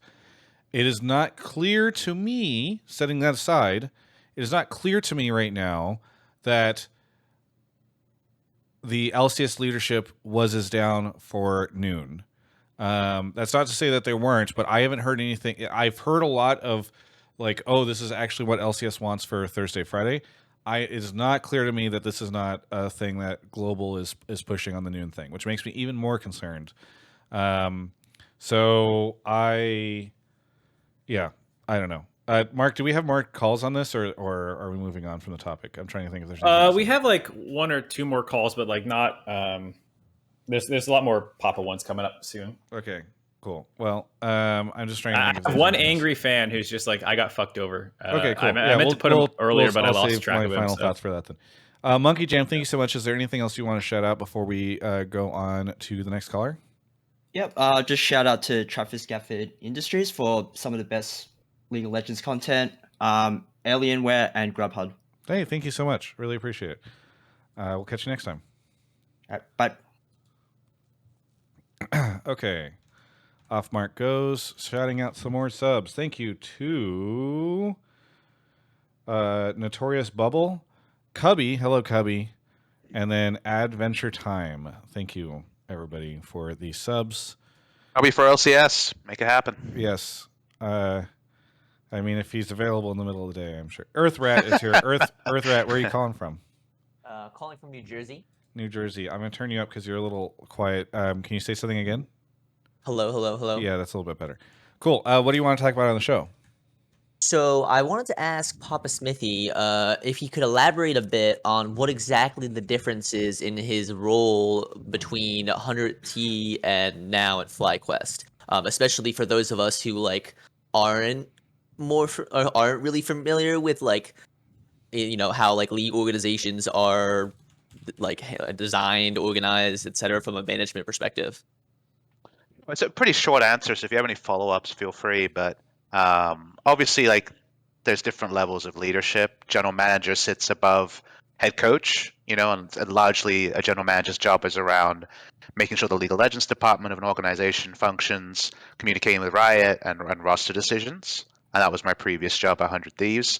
Traditionally, at a big org, above that will be VP of Esports, which is basically like the GM of all the GMs. They're kind of like a middle manager between the team-specific things and the ownership, or the leadership, the CEO, the CGO, the C-level titles. And then at the top, CEO, COO, president. These are like literally the people in charge of the direction of the company in all facets, not just the competitive side. So I've gone from being in charge of League of Legends to being in charge of the entire future of FlyQuest alongside a CEO, Brian, who we brought on a couple of weeks ago. So that's like the short answer there. Was there any like follow-ups around that or questions you had? Yeah, I guess I was gonna I guess could you like give examples? I'm sorry, I'm just like not quite familiar with like what a CEO of an esports organization worries. exactly So- does. That's fair. 100 Thieves is probably the easy example to use. Like the CEO is Nate Shot. He is obviously the person who came up with the 100 Thieves concept, who's very much the front man. Like you'll see him on all the content and speaking towards the company. And then John Robinson, who you see next to him, is the COO, Chief Operating Officer, so the more businessy guy, I guess, to Nate Shot. And he's also has the president title in that case. It's a little bit different at ours, where the CEO is Brian. He's more on the business side of things, and then the CGO and the president. Like I'm kind of like the Trisha, I guess, is the best example I can use, where I'm the most front-facing person you'll see in content speaking about FlyQuest. And I saw you smiling there, Travis. Obviously, some differences between me and Trisha, but No, I just like trying it. to be a public face for the org. Yeah, I think it's interesting. I mean, what are the things that you are most excited about doing? I know you talked a lot about like being in a position where you get to guide the overall strategy in a way that perhaps it was more limited before. But are there any specific things you're really excited to dive into? Like I know FlyQuest has Smash players, right? Are they in anything else, or is it Smash right now? Right now, it's Smash players and League of Legends. Just So the so I sum don't know if total you're there. excited about like getting to dip your toes into the Smash side, or maybe other esports in the future. Like what are the things that you're most excited that this opportunity affords you? Yeah, I mean, with the CGO title, obviously we're evaluating new games to step into. So watching on with interest the Valorant scene, whether it's VCT or Ascension, and kind of understanding what's happening in that ecosystem. New titles coming out, like those things are for sure there. I was a multi-game caster back in the OGN days. I cast Hearthstone and Overwatch, so getting to see things from the other side and understand how other scenes work. Like fighting game scene is so different from the League of Legends scene, right? Like a bit more of a hybrid creator competitor role, a lot more of attending these small lands and things like that. So obviously that's interesting. I think around the League of Legends program, the biggest thing that right now I'm focused on is new fan acquisition. Growing kind of FlyQuest stake among the LCS fans. I imagine you get leaked this data all the time, Travis, like the idea of like, who are you a fan of in the league and things like that. And FlyQuest was always everybody's like second or third favorite team, like appreciated for tree quests and the different quests that they did, and in general held in good regard. But when it came to like hardcore fans, that was something that we haven't necessarily made huge impacts on. And I think I've always had a lot of ideas of how to build fandom. It's something I thought about a lot as a caster. It's things I wanted to enact at 100 Thieves that didn't quite come together. So specifically around things like content and how to feature the players, and my philosophy around how to make that happen. It isn't, okay, well, I'm arguing for League of Legends resources over here, but Nadeshot's doing his vlogs. We have 4 other teams. We have many creators that also need access to those resources. Now I can decide a lot of what content looks like for FlyQuest and how we work on getting the new fans. Because it's one thing to have a stacked roster. Like obviously I'm very optimistic about the competitive results, but competitive results in a vacuum doesn't actually build as much fandom as people think it does. You need to surround that with lots of reasons for fans to buy in, and that's the part I'm ideating, hiring, and trying to chase down. So I haven't talked a lot about this, and I want to show, I want to actually get some stuff out there and show why people should be fans of FlyQuest rather than say pretty words like I did as a caster. I think I'm excited about what we can show in January and February for sure. And when you're talking about looking for new fans for FlyQuest, given the changes, is that going to be stay-at-home moms, or what is the demo that you think will be best targeted given the new schedule? That's a good zinger.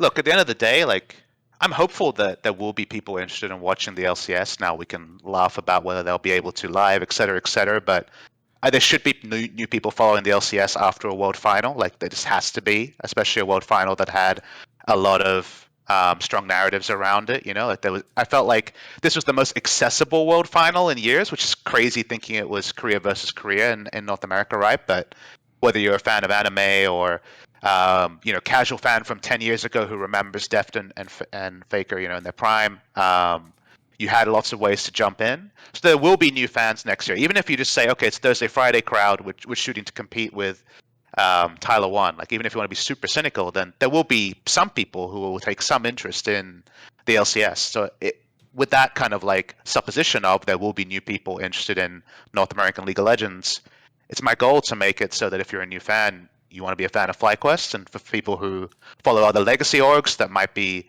waxing or waning in their interest in the LCS, we're here, we're loud, we're proud, and we're going to do lots of cool stuff. So again, that's talk, but I'm excited to show it next year. Mark, do we have any FlyQuest roster calls? Yes, we do. We Okay. have one more that's more about like Papa specifically, and then we also have a FlyQuest. Okay, fan I will save thing. we have We have 2 FlyQuest fans. Nice. Awesome. They're here. Earthrat, thank you so much for the call. Anything that you want to shout out before we go on to our next caller? Just shout out to TGI and the sponsors. I'm a long-time listener, first-time caller. So thanks for having me on, and thanks. Yep. Thank you so much, Bye. and we'll catch Thank you you. next time. All right, Mark is off to grab the next caller. Quick mention to folks: please stick around after the show. I'm going to be streaming for 2 hours. It's going to be a very chill stream where I'm hanging out. We can do some AMA stuff, et cetera, but it's a sponsored stream for a Marvel game. You can actually do ! Marvel in the chat right now, and between now and the next 7 days, if you hit level 2, and especially if you hit level 10, there's like extra if you get level 10. That's a very great way to support the channel, as it were, if you do that through my link. So, but please stick around so that you guys can keep me company while I'm playing that game. Scott is here. Scott, where are you calling from? Fort Worth, Texas. Fort Worth, Texas. What do you want to talk about? Wait, are you our second Fort Worth caller? Yeah, I think so. Okay. I think, yeah, Fort Worth. Ending. Okay. Fantastic. Well, hey, what do you want to talk about on the show? I just want to talk about how I don't think that the LCS teams keep their general managers long enough to fully kind of flesh out the vision that they had when they came into the roster. I kind of see this with specifically Peter Dunn and EG. And also, kind of PapaSmithy leaving as soon as, we had the 3 back-to-back final appearances from 100 Thieves, and then it kind of just gets kind of snuffed out a little early, in my opinion. I kind of did a quick Google search on like traditional sports. I know you love comparing to traditional sports, but based on Google, I saw that in general, about half of NHL, NFL, and NBA, half of those leagues tend to keep their GMs for more than 5 years, and some of the top 3 or so keep their GMs for more than 15 years. Which, and in the LCS, none of the LCS a new teams have GM kept every couple of years. their Yeah. teams for 15, or their GMs for 15. So that's like really embarrassing. Yeah, but just quick correction. Peter Dunn, not the GM for EG. Head I of just wanna mention that. coaching, or what was he called? Oh, my mistake there. Yeah, Andrew's been over there for a while, so they are actually an example of an organization that's kept a GM for a while. But why do you think it is that, like, what is the value in keeping a GM for so long, Scott? I just think that it takes time to you set these ideas. You get hired. You set the kind of a progress that you want to go throughout the years to be able to, and you have a certain vision that you want your team to be. Sometimes you have instant success and it's very obvious and your path becomes very clear. But sometimes, you're a bottom tier org. You need more time to kind of rebuild your brand, kind of re-get notoriety so you can sign good players and start winning. And I think it just takes time, and the GMs aren't given enough of it. All right. Well, PapaSmithy, you want to start us off coming from the GM role? Yeah, it's interesting. I mean, you're right that Peter Dunn wasn't a GM, but obviously he had a lot of vision, right? And him and Andrew put together a very compelling program, and people obviously are concerned that that's changed or no longer will be. I know there's a lot of smart people at that org. I think of like Nasser and Andrew and Kelsey now who will obviously put it out there. But I think the caller's point around kind of like the value of vision in esports can definitely be debated, where it feels like every esports year is like 7 normal years. Like, feels like I've been at 100 Thieves a long time, and even though it was like 3 calendar years. And also year on year, things can change. Like, it was at the end of 2020, FlyQuest was a contender org, second, went to Worlds, went 3-3, and then obviously budgets were cut. And it feels like there's definitely less room for windows or championship windows to be kind of like established or cobbled together over a few years and then slowly invested in and built up, because there is a bit more instant gratification. And I don't know if that's because like a lot of orgs are venture capital backed, or people just lose patience fast because it's gaming and not traditional sports. But there is definitely kind of a what have you done for me lately approach when it comes to how GMs are viewed, but players and kind of everybody. There is definitely even this like new toy philosophy of if a player doesn't hit in one split or has a strong split and starts to throw away, people are ready to kind of trash them and start with somebody new. So I think that definitely it does feel like there are shorter attention spans, and if you come in wanting to enact a slow build, which is what I did at the start of 2020, you have to also be ready for your boss to say, well, actually, can we win now? Like, you have to be willing to pivot fast, because you won't be given years to enact a vision. Mark, what do you think about this? The It's a T-Sports analogy, so we got to bring you in yeah, as a T-Sports guy. I was typing a revenge before I unmuted. I think that like I don't like I followed pro sports for a while, T Sports, and I feel like the overall ecosystem is more stagnant. Like in a lot of ways, who knows if league makes it 50 years, 100 years, like some of these sports are pushing. But it does feel, kind of like it's still kind of early days in the sense where like things just change rapidly in how you run your challenger scene. You were franchising only, that was still only 5 years ago we're coming up on, that like wasn't that long ago. So even if you had a 5-year fucking plan, you literally still wouldn't even be hitting it if you were laying that out in franchising or whatever. And like, I don't think you could have predicted. Right? Yeah. It's coming up on the 5th year. So like, 18, 19, 20, 21, 22. Okay, I can't do math. Your 5-year plan just ended, right? Like now you can retro and see how you did or something, right? Like, well, how many of those orgs are around that tried to enact a 5-year plan, right? Even the orgs have turned over since then. Yeah, exactly. So like just the rate of change in esports is so much larger that like I can somewhat understand this more aggressive pace. Though I do agree if you're trying to like enact something like what EG has been talking about recently about like, oh, well, we want to convert players from the hot new other games to League and get them in or something like that. Like you're realistically looking for 4 or 5 years. And I guess that's like somewhat what 100 Thieves did. You could argue with like Tenacity and Busio and these guys that they kind of had their hands on for a while, stuff like that. But like, again, that's kind of tough to do in the League esports system. So I do understand a little bit of the higher turnover rate. Yeah, I don't have much to speak on this because I'm an idiot when it comes to anything GM or coachy or whatever. But I'm glad that both Mark and PapaSmithy are here to answer your question, Scott. Anything you want to shout out before we take a quick break? No, I just want to shout out, Alienware, Grubhub, of course, my boy Josh, and PapaSmithy for winning the offseason. Thank you so much for the call. Catch you next time. All right, we're going to take a quick break to talk about Grubhub. Shout out to Grubhub. So if you are a Grubhub user, there's a very good chance that you have seen your Grubhub recap pop up. But if you are able to access your Grubhub recap or you haven't seen it pop up yet, we're going to do something kind of fun this week, a little different than normal. If you tweet a screenshot of your recap to myself and Numi, that's at Numi, Numii. Wait, 3 I's, right? Numi, it's triple I. Numii on Twitter. Yes, you're linking in the chat, but I think it's also important to say verbally for podcast listeners. Tweet it at me and her and just a screenshot of it, and you'll have a chance to win a Grubhub gift card this coming week. So thank you so much. We'll do the drawing, I think, probably on Sunday is when we'll cut it off, and so we'll pull from the people that have tweeted their Grubhub recaps to us. But there's your chance for getting a Grubhub gift card. Thank you so much to Grubhub for sponsoring the show. I guess I can say, because I think it'll come out this week, that we have completed, and there's only a little bit of editing left to do on it, the next episode of Dinner With, which I don't think I've said previously. Maybe I have, but it's with Emily Rand. Hey! So it's coming out this week. We'll have a really long, awesome interview with Emily talking about her life, getting into esports and moving on the broadcast, and just a lot of really interesting stuff. So thank you so much to Emily for appearing on that. We're recording another episode tomorrow with another person who I won't say yet. But how come you haven't recorded with me yet, huh?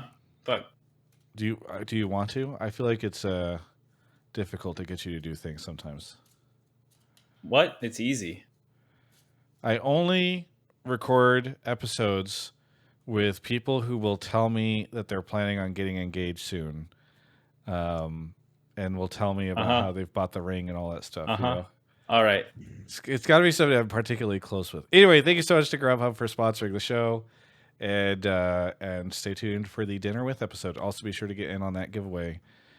Anyway, thank you to Danny Grimm for gifting 5 subs, Elmo Kill for gifting 5 subs, and Hammersmith as well for the subs or for the sub. Really appreciate it. And Mark is back with our next caller, which is noxwar, who I don't think was in the waiting room. This is what happened, Mark? He was in the waiting room, and then he left or something, and I had to pull him back. I don't know. Gotcha. Okay. Well, anyway, noxwar, welcome back. Where are you calling from? I'm calling from Dallas, Texas. Wow, so many Texans calling in tonight. What do you want to talk about on the show? I wanted to gas up FlyQuest a little bit, and I wanted to gas up PapaSmithy a little bit and say that PapaSmithy is the man who's going to take FlyQuest to being a tier 1 org in the esports scene, along with the likes of Cloud9, TSM, 100 Thieves, Team Liquid, etc. All right. Why do you think this?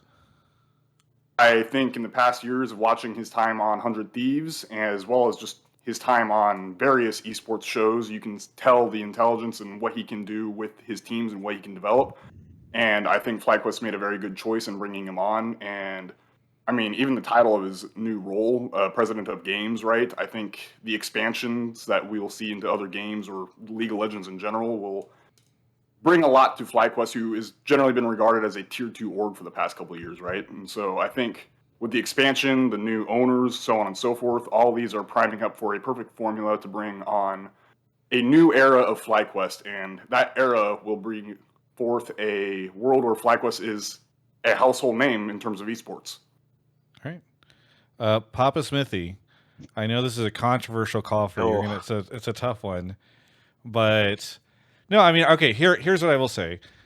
How reasonable is it to expect FlyQuest to become one of these like Team Liquids or Cloud9s or what TSM used to be? Like, what would it be? What are the chances that you guys end up becoming something like this? Obviously, the goal is a lofty one to kind of expand our fan base and our voice in the gaming space and esports. Like, that part is easy. Again, I think a lot of it is about. I appreciate the trust people give, but it's a daunting thing to do. Like, it is a different landscape from when those orgs grew, 10 years ago. It's a very different space now, and I think I have a lot of ideas about how to tackle kind of that expansion, and even to your question about to be a C9 or a TL or a TSM. Again, you're arguing former TSM. Like, when I think about those orgs in a 2022 context, this is the org that's winning, or this is the org that used to win. Like, when it comes to actually carving out a niche and identity, I think that's something that FlyQuest did very well. Like, we had an identity that wasn't related to winning.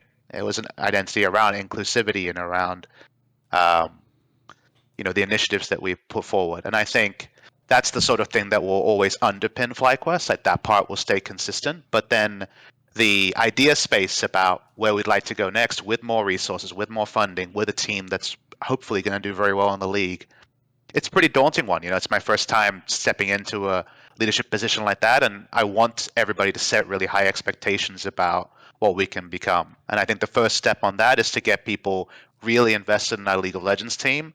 And again, merely winning is not the way to do that. I look at TSM 2011 as kind of the gold standard of what an LCS team should be.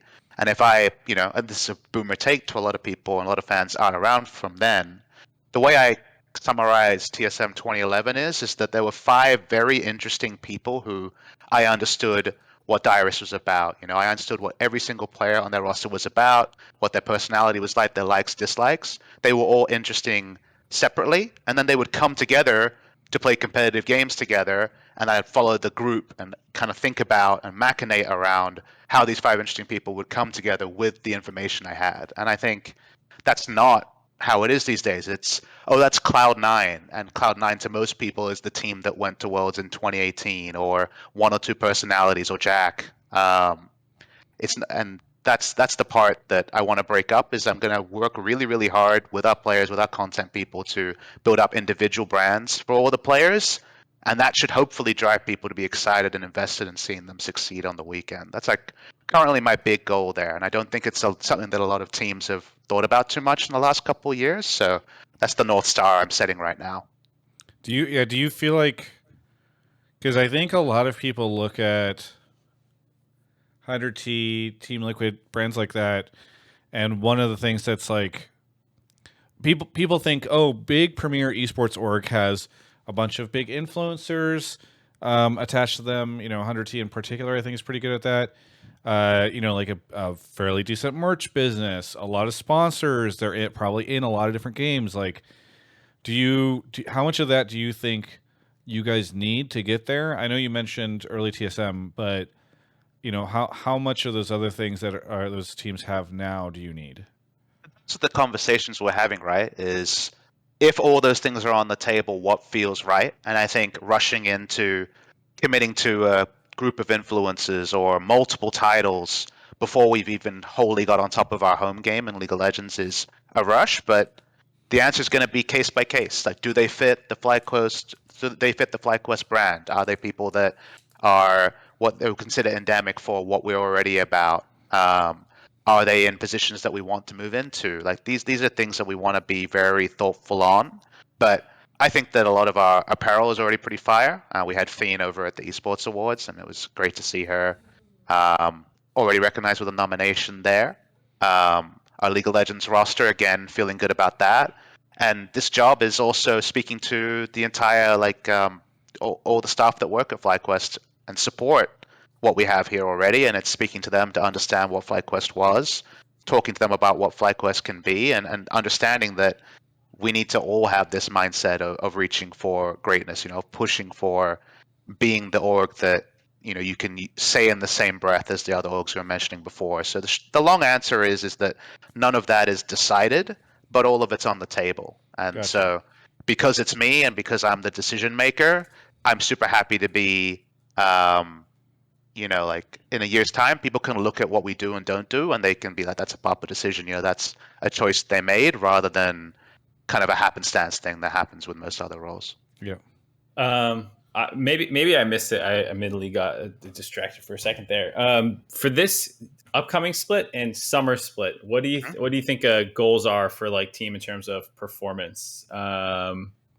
Like obviously Worlds with a roster like this, but like, do you think this is a team that is going to take a little bit to come together, or is it going to? I don't know if you've heard stories of Korea boot camp. It's like, nah, we're clicking already. Like fans should expect a hot start. Like, what do you think? We held to super high standards, right? You look at the names that are brought here; they're not brought in to make up the numbers. And so for that, it's very much we should be winning or contending to the last possible moment. To your question about will there be a warm-up time, I think there has to be. We do have 2 people learning English for the first time and trying to get on top of that. I think around them having someone like Impact and now Song as bridges for the language and culture gap is going to be super helpful. But when we're on stage, the white noise is there.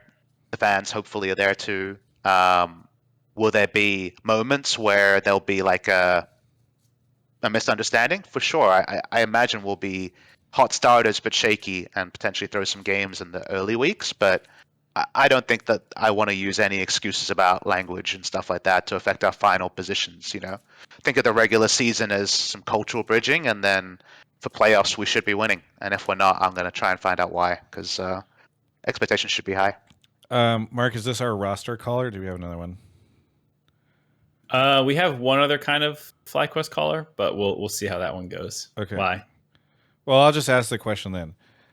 So when you left 100T, you said that you felt as though the approach to roster building over there, or like their goals, I forget the exact wording that you used, was you didn't feel it was the same as it was whenever you first joined the organization. I don't know if you can speak to a little bit on how that had changed and shifted over time, and then maybe on the contrary, how is FlyQuest more in line with what you were hoping to accomplish, or the philosophy that you had in mind whenever you were over at 100T? Well, I think the language I used roughly was that the vision had changed, and when I joined, it was League of Legends our primary title. Success in League of Legends has eluded us, so even though we got close in the first split, we want to invest in whether it's a long-term plan or whatever it is. Like League of Legends our premier title, that's where things are at, and that's obviously how we built out the roster. We built out slowly. 2020 wasn't a year to write home about, but we built up a lot of good systems, then budget increase and contending roster from there. definitely the vision that was communicated to me about 2023 at the time, and again, all of this is time relative, was that those were no longer assumptions that we could build on. And I think that obviously it's always disappointing to hear, but there's an economic reckoning for everybody out there, and 2023 will be a difficult year for a lot of teams. And so from there, it was about, can we solve something that makes sense and make something that is compelling for 2023? In my case, I was offered a more than 50% pay cut. Was I interested in staying? And I said yes. But ultimately, by the end, when it was before Worlds, and we really didn't have any indicators locked down about what the future could be. And it wasn't really going to be decided till afterwards. And at that point, I'm just going to be unemployed for 2023 if I don't even know if things are secure for me or my team or what kind of roster I can build. So at that point, I just had to say, like, hey, what's happening? And in the end, because there wasn't information, it was just easier for both sides to move on, proud of what I achieved in my time there. That was the easier thing to do. I was, you never know when you're a free agent, right? Like, there's always going to be the imposter syndrome of like, hey, will anyone be interested in working with me again, even if you found success at your previous org? But that was kind of the scenario there. And then with FlyQuest, the nice thing is that I'm moving to an org that owns traditional sports teams. The ownership group owns the Florida Panthers. This is not a VC-based pickup. It's very much, this is part of our sports portfolio. We're looking at the long term. We want to build fans. We want to build our esports side of the business. So you can tell from the roster that we clearly have one of the more pricey rosters in the LCS. Less than the expenditure is always something people are going to be interested at. If this was a roster fielded in 2022, we would probably be third or fourth highest spend because the whole overall market has gone down. But it's a spendy roster. It's a splashy roster. We have a player who's going to pick up most player of the games. Like one of the MVP awards at the LCK awards in a couple of weeks, and a rookie from Korea we're very excited about. So I think definitely the org I walked into was open to championship roster, but they were also open to a developmental roster if the championship pieces fell through. But Vikla came in early. Prince said he wanted to join, so damn it, let's try and win the whole thing, right? That's kind of the way the offseason goes. So it sounds like when you left, there was no, like, the double if Bjergsen stuff had not started up. Because I think a lot of people get the timelines confused, right? Where they're like, oh, like I saw some people half joking in the chat saying like, oh, PapaSmithy hates Doublelift and Bjergsen or something like that, right? Because they don't. The timelines get skewed. No, I think the funny thing is that I think 100 Thieves, where they were when I left and what they ended up with is like night and day. Like, I think they super overachieved given the scenario they were in, and part of that was that both players were available. Like, neither of those players were available back before Worlds, right? Bjergsen was on a multi-year contract on TL. Doublelift was considering unretiring, but was still retired at that time. And you think about what the lure is for those players to 100 Thieves. Obviously, Doublelift has been very public in talking about the fact that he didn't join the team for salary. He's joining for what the org is, and the org is fantastic at doing content and branding. And I imagine you can have Doublelift and Bjergsen as Juvie ambassadors and things like that. I think there's a lot of brand add to Doublelift and Bjergsen from the 100 Thieves side, and then the roster they're able to field is very compelling for what I imagine, if it's ever leaked or gets out there. I don't have the numbers, but I imagine it's going to be a pretty modest spend competitively for what should be a very competitive team, and with some players who I have a lot of love and affection for. The rookies like Lucio and Tenacity that I both brought on to the amateur team. So I think ultimately for both sides it worked out. I think 100 Thieves have a super compelling roster, and the opportunity of FlyQuest, and the other opportunities that I declined to come to FlyQuest were also things I would find very exciting. So I think it's just a rare win-win in esports. You don't have them too often. Yeah, clearly I should quit my job and see what offers I get. What PapaSmithy is saying there is that he didn't know they were coming, so he can still hate them, but his decision was not influenced by the inclusion of Doublelift and Bjerg. Yes, true. He might hate them. Yeah. We don't know. He might still hate them, but it's unconfirmed at this time. Noxwar, thank you for the call. Anything you want to shout out before we go on to our next caller? Yeah. So I had my co-host on here a couple weeks ago, and we are part of the Flight Check crew. We do a fan-based podcast for FlyQuest. But along with that, I'd like to just shout out, because you've been wanting to promote fan content in general, right? NA Men, awesome group of people. Go check them out. 100 Talk Pod as well. They run 100 Thieves one, Live Evil, EG1, C9 Body. They do it for Cloud9. Go check out all these awesome fan podcasts, and thanks for having me on, guys. Yeah, thanks for coming on. We'll catch you next time. All right, we got 2 callers. We're going to have to move through them a little quickly, but off mark goes. Thank you to Tameable Bread, Daddy Please Spank Me, Knight of Rohan, Photo LOL, and Lost 3560 for the subs. Very appreciate it for all the support. And we should have Mark coming back here in just a second. This is our last show of the year, so thank you to everybody who's tuned in through 2022 and looking forward to doing the show in 2023 at our new time of 4:30 a.m. We think we looked at the Twitch data, and that's the best time. Elmo's here. Elmo, where are you calling from? Hey, I'm calling from Boulder, Colorado. Boulder, Colorado. What do you want to talk about on the show? So I have a take and a half, and my take is I'm actually really pumped about this FlyQuest roster. Although I'm not super familiar with Vikla and Prince, I think the other 3 are really strong, and I'm also super fucking bummed I won't be able to watch any of their games live. So that's I guess I'm the angry fan take and the FlyQuest maybe not copium but hopium take. Very good. And why do you feel this way?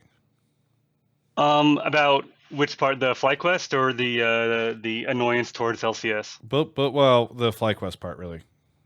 So FlyQuest, I mean, I think this is a great example of good roster building as opposed to the normal shotgun approach that we see. I mean, Impact is a stud, and with Spica as getting to be a veteran at this point, he'll be able to babysit Vikla if Vikla needs it. I don't know. But that's always a good have, right? To have a veteran jungler when you have a younger mid. And I think I was very impressed with Ayla the few times that he's played. I've been very impressed with him, and I think they're just I think they have a chance to be a hell of a lot more cohesive than a lot of the rosters we've seen in the past 5 years. Very good. All right, let's start with Mark on this one. Mm-hmm. Before we get to PapaSmithy, what is your take on the FlyQuest roster, and also how hard is it to have a take, given how many of these players are from regions that you probably don't cover as much? Well, I mean, I don't know if you'd call Academy a different region. I mean, in its own way. In its own way.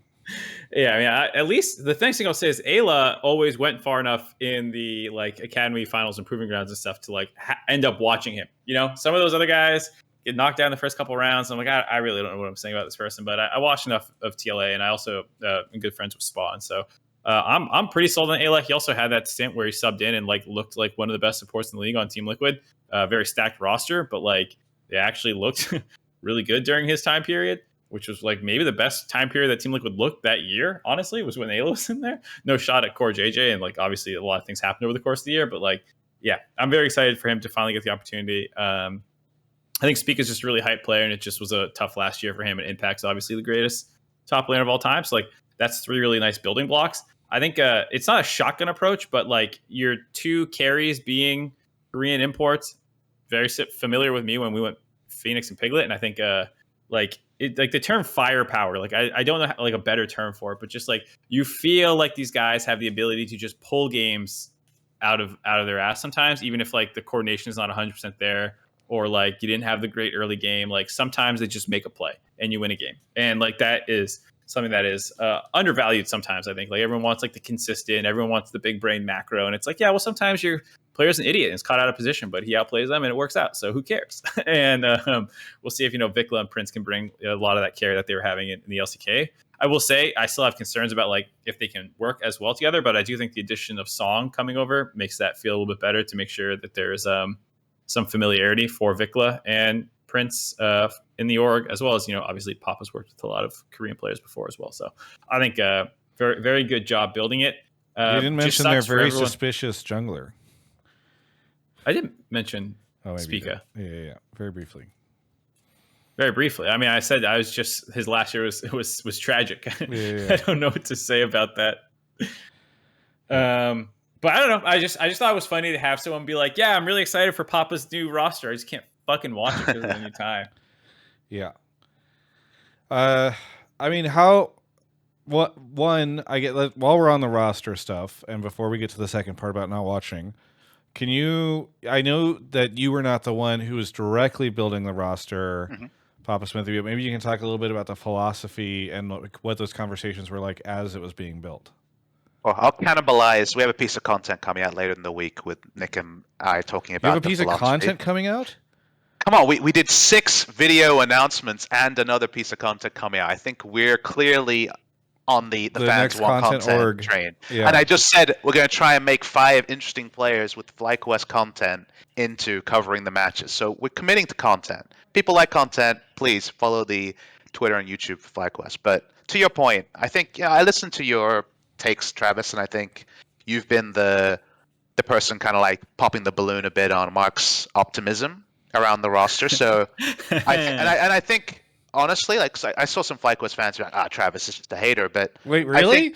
Where? Yes. The FlyQuest subreddit? Because you are a hater. Like that's fair. I like the hater. I think your narrative. I used to be called a 100 Thieves hater. It's true. You're just a PapaSmithy hater, which that's what we're learning here. PapaSmithy hater. I thought because I used to be known as the shill, and so I feel like if I've transitioned from shill, but to you hater, only shilled their marketing. You didn't shill their team. Well, I just mean like I was just known as a general shill. People still. Here's what I'll say, Travis. I think your point around 5 players who've never played with each other, with language issues, coming together and winning in the first split is unlikely. I think that's a very strong point. Like I think that's a correct narrative. That's not you examining each of these players' strengths and weaknesses, whether they'll play together well. That's just, that hasn't happened before.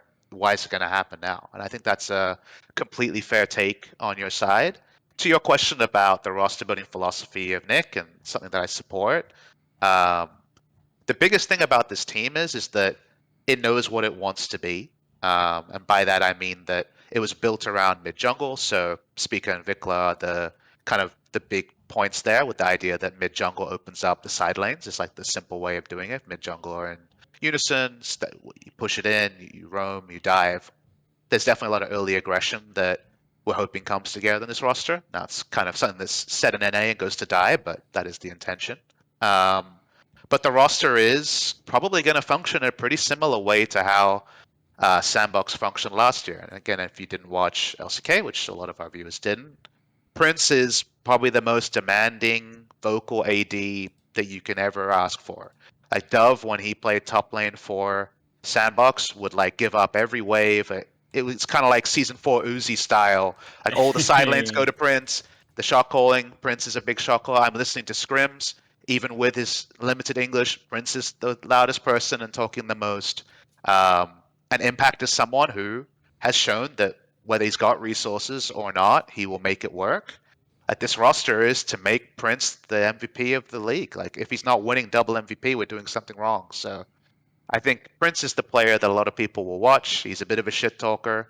He already is willing to do content like that, like the end of our announce. So he should be the stud of the roster. And that doesn't mean that Vikla and Spica won't carry games too, right? They're both very, very talented players, but I think this is going to be the Prince show for sure. Okay.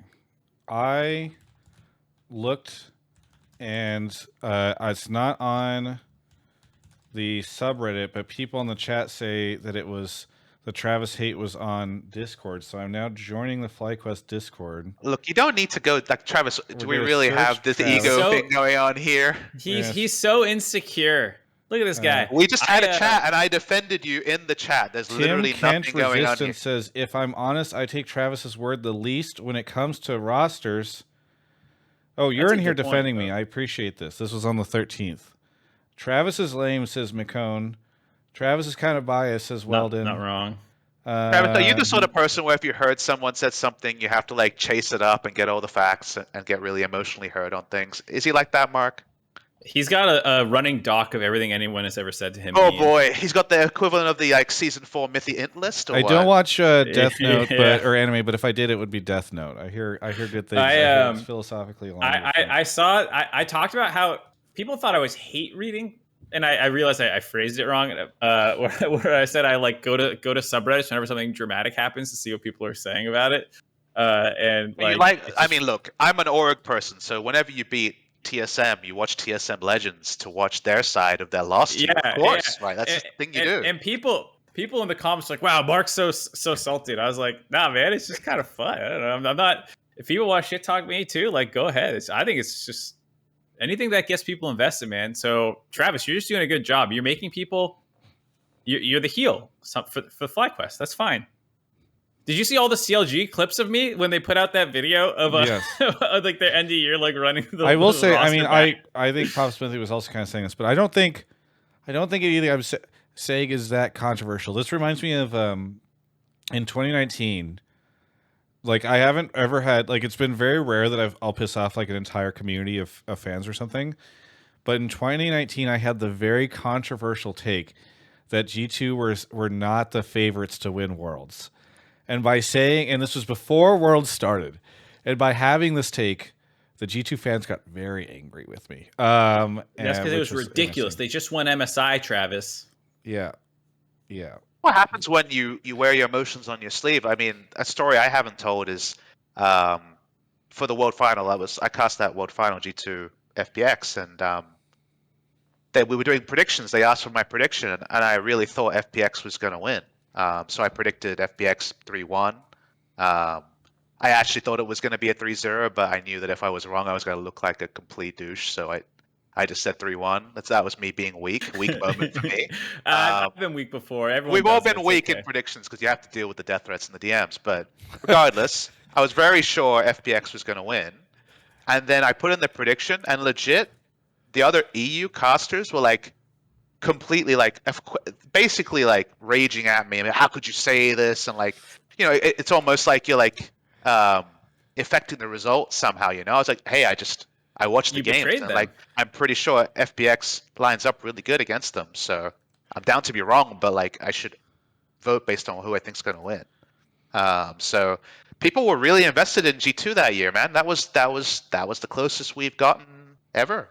And with the Wii is the West in this particular one. I know the West is like a controversial topic in and of itself, but the West had a shot and missed it. That's what happened. Oh God, I haven't looked at the time. We got to wrap up this call. I didn't realize how off topic we got. Elmo, thank you so much for the call. Anything you want to shout out? Elmo? Yeah. Okay, there you are. Yes. Yeah. I want to shout out Alienware and Grubhub, and I want to give a shout out to PapaSmithy. I'm pretty sure I saw your first cast on OGN, unless it was LCK. I think it was OGN, but I remember thinking like, man, who's this dude who's gonna mess up the synergy with Monty and Doa? And then you just owned it. And you've continued to just own yourself and just be awesome the entire time, your entire career so far, and just big props to you. I appreciate it. I mean, I just try to be self-aware. Like, I never want to represent myself as more than who I am, and I knew that I was coming in to separate the duo everyone loved, so I had to fucking try and do something, you know? So, appreciate the kind words. Thanks so much, Ella, for the call, and we'll catch you next time. Thanks, y'all. All right, off to our last caller of the evening, Marcus. I will say, for this one, if we ended up, I think, covering his topic a little bit since we went on. Let's give a new take on it. It's we can just, we're casters. We can just make something up. Off. Mark goes to grab Tuft. Thank you to Treebird is the word for the sub. Tuft is here. Tuft, where are you calling from? I am calling from beautiful Seattle, Washington. This time it is snowing, so it is snowing. Okay, good. What do you want to talk about on the show? Yeah, so we covered this a little bit already, pretty exhaustively, actually. We did. You weren't here. We as a collective homie unit thinks he's part of the team joke or meme. Anyway, sorry. Continue. Where's the Drake picture? Yeah, where's the Drake picture? But I think that my take on this was that the new time slot changes have showed that Riot either is not interested or is willing to sort of throw to the wayside their ambitions to let the LCS specifically, maybe not League as a whole because of the stuff that other regions are doing, but the LCS specifically as being sort of a multi-generational sports media project. They're more they've talked a little bit more about being interested in capturing peak Twitch viewership than, you know, making it as accessible to sort of the core fans who have been here for a long time. I personally started watching League when I was in 10th grade. I'm 25 years old now. And it is hard to see the League go in a direction that, like, I'm literally unable to watch because I have a 9-to-5 job and I live on the West Coast. And I think that it really damages my ability, and I'm sure a lot of other people like me, their ability to stay super engaged with the League for a long time. And if we want, you know, obviously this is projecting a little bit far forward because we've been having all these things about viewership and, you know, is North America a dying league, whatever. It sort of hurts the long-term ability, at least in the far-term future, for us to be able to, like, sort of pass this down to, like, a new generation of fans and to, like, share a lot of common connections, which I think is a big part of the reason why traditional sports have been, you know, so successful. Is like, my dad was a basketball guy. We would go to Sonics games when I was young, and you know, I would not care as much about basketball if I did not have that connection with my dad. And I'm sure that's true of a lot of people for sports, and I'm sure that Riot wants that to be true for a lot of people for esports. But, you know, if people can't enjoy this together, and if the people who were really passionate about it in the beginning can't follow along with it, I think that really hurts it in the long term. Do you like the Thunder? No, I hate the Thunder. I'm a Jazz fan because I started watching basketball again the year that they played the Thunder in the playoffs, and I decided I would become a fan of whichever team was playing the Thunder. You are, like, you say it's not about generations, but you are actually handing off from, you were the original generation. It's now time for you to hand it off to the next generation. The next one is stay-at-home moms. But no, I don't think handing off means that you no longer get to do it. I think it's a joining. Yeah, I guess handing off, more like sharing, right? It's not something that I could, like, share with someone, like if I had a younger cousin, or like later on if I have kids, right? I can't, you know, this time slot makes it impossible for me to watch LCS with my kids if I ever have some, you know? And so I can't tell my kids, oh my goodness, do you remember back in 2015 when CLG finally won it all? Oh my goodness. Or in 2023 when CLG won Worlds? Jesus, this was such a powerful moment. You know, because it's like I'm going to be totally disconnected from it for 90% of the season. Yeah, you'll have to make sure that whatever after-school care program takes care of your children, and they're available, because it's going to be right at the end of that day. So here we go. Twitch streamers do a form of time slotting, in the sense that a lot of people don't want to go up against the tier ones, and the tier ones kind of set the pace of, like, when they want to stream, and then you kind of slotting around them, and then the tier threes go around them or try and find their niche audience in that time slot. So, like, we just need to bully out all the other streamers who would normally be streaming at noon on Thursday, Friday, and we'll steal their viewers, and then they'll go before us and then or after us, you know, and try and catch our people, and we'll just eat the whole pie of noontime viewers for League of Legends on Twitch. Do you think that the 15-year-old Zoomers are gonna start watching League instead of, you know, whatever other game without, you know, external motivating factors? Because that's, like, the kind of thing that I'm worried about. Is, like, you know, a lot of people who have you know, been watching the LCS or playing League for a long time started pretty early, right? Relatively speaking, you know, season 5, season 6, season 4, right? And you're not necessarily so much seeing, like, a big groundswell of young people playing the game, I don't think. At least it's not so much talked about. And I don't know, like, I think that sort of, like, generational handoff and sharing is a way to bridge that gap. More so that, you know, I'm worried there is not really, like, at least for me, as someone who's very motivated by the professional scene to, like, engage with League and play a lot of it, I don't think that if I was a 15-year-old or a 16-year-old right now, that would be the place that I was going, because, like, that's not where all my friends are going. Yeah. Hardest thing to take from this whole scenario is that the decisions Riot are making are exactly counter to your specific case, and your specific case is not a unique one. There are many people like you who are, like, 9-year League of Legends watchers who now have a full-time job, and the time zone chosen is not compatible with you. Like, you are literally intentionally the group that is going to be put out the most by the decision made here. And the change that's being made has to be to find more people than are being lost. Otherwise, the change hopefully would not happen. I don't have all the exact data on that to know all of those decisions that weren't made with me in mind, but there has to be this idea that there is more new than is going to be lost. But the idea of generational fans or Saturdays and Sundays where you relax with your friends at this time, like that is being willfully subverted. Like that time is going to be Valorant now, and like Valorant was going to be theoretically picking up new fans around that time. So that's the tricky part, is that with this change, you literally are displaced. So, I mean, your idea of displaced fandom is true. Like, you'll have to either fall away from League or interact with it in a different way, whether it's highlights or second screen watching, and things like that. And that's the awkward part, is Riot is making a move that will displace you, trying to find more people. And they say they will. And as an org, we have to believe they will, because that's, what's the alternative at that point? Like, we don't actually have the ability to change that. Like, we have to hope this comes together. Yeah. I mean, the alternative is people speak up. People are speaking up, just to be clear. Yeah, well, I'm okay. I'm curious, and I'm not trying to call anybody out. I'm surprised I'm not seeing more people speak out. I don't feel like I've seen that many, right? Like, especially anybody who would you expect to speak up that hasn't? Give me not a name, but an example. No. You're right. I think it's the difference between expect and hope.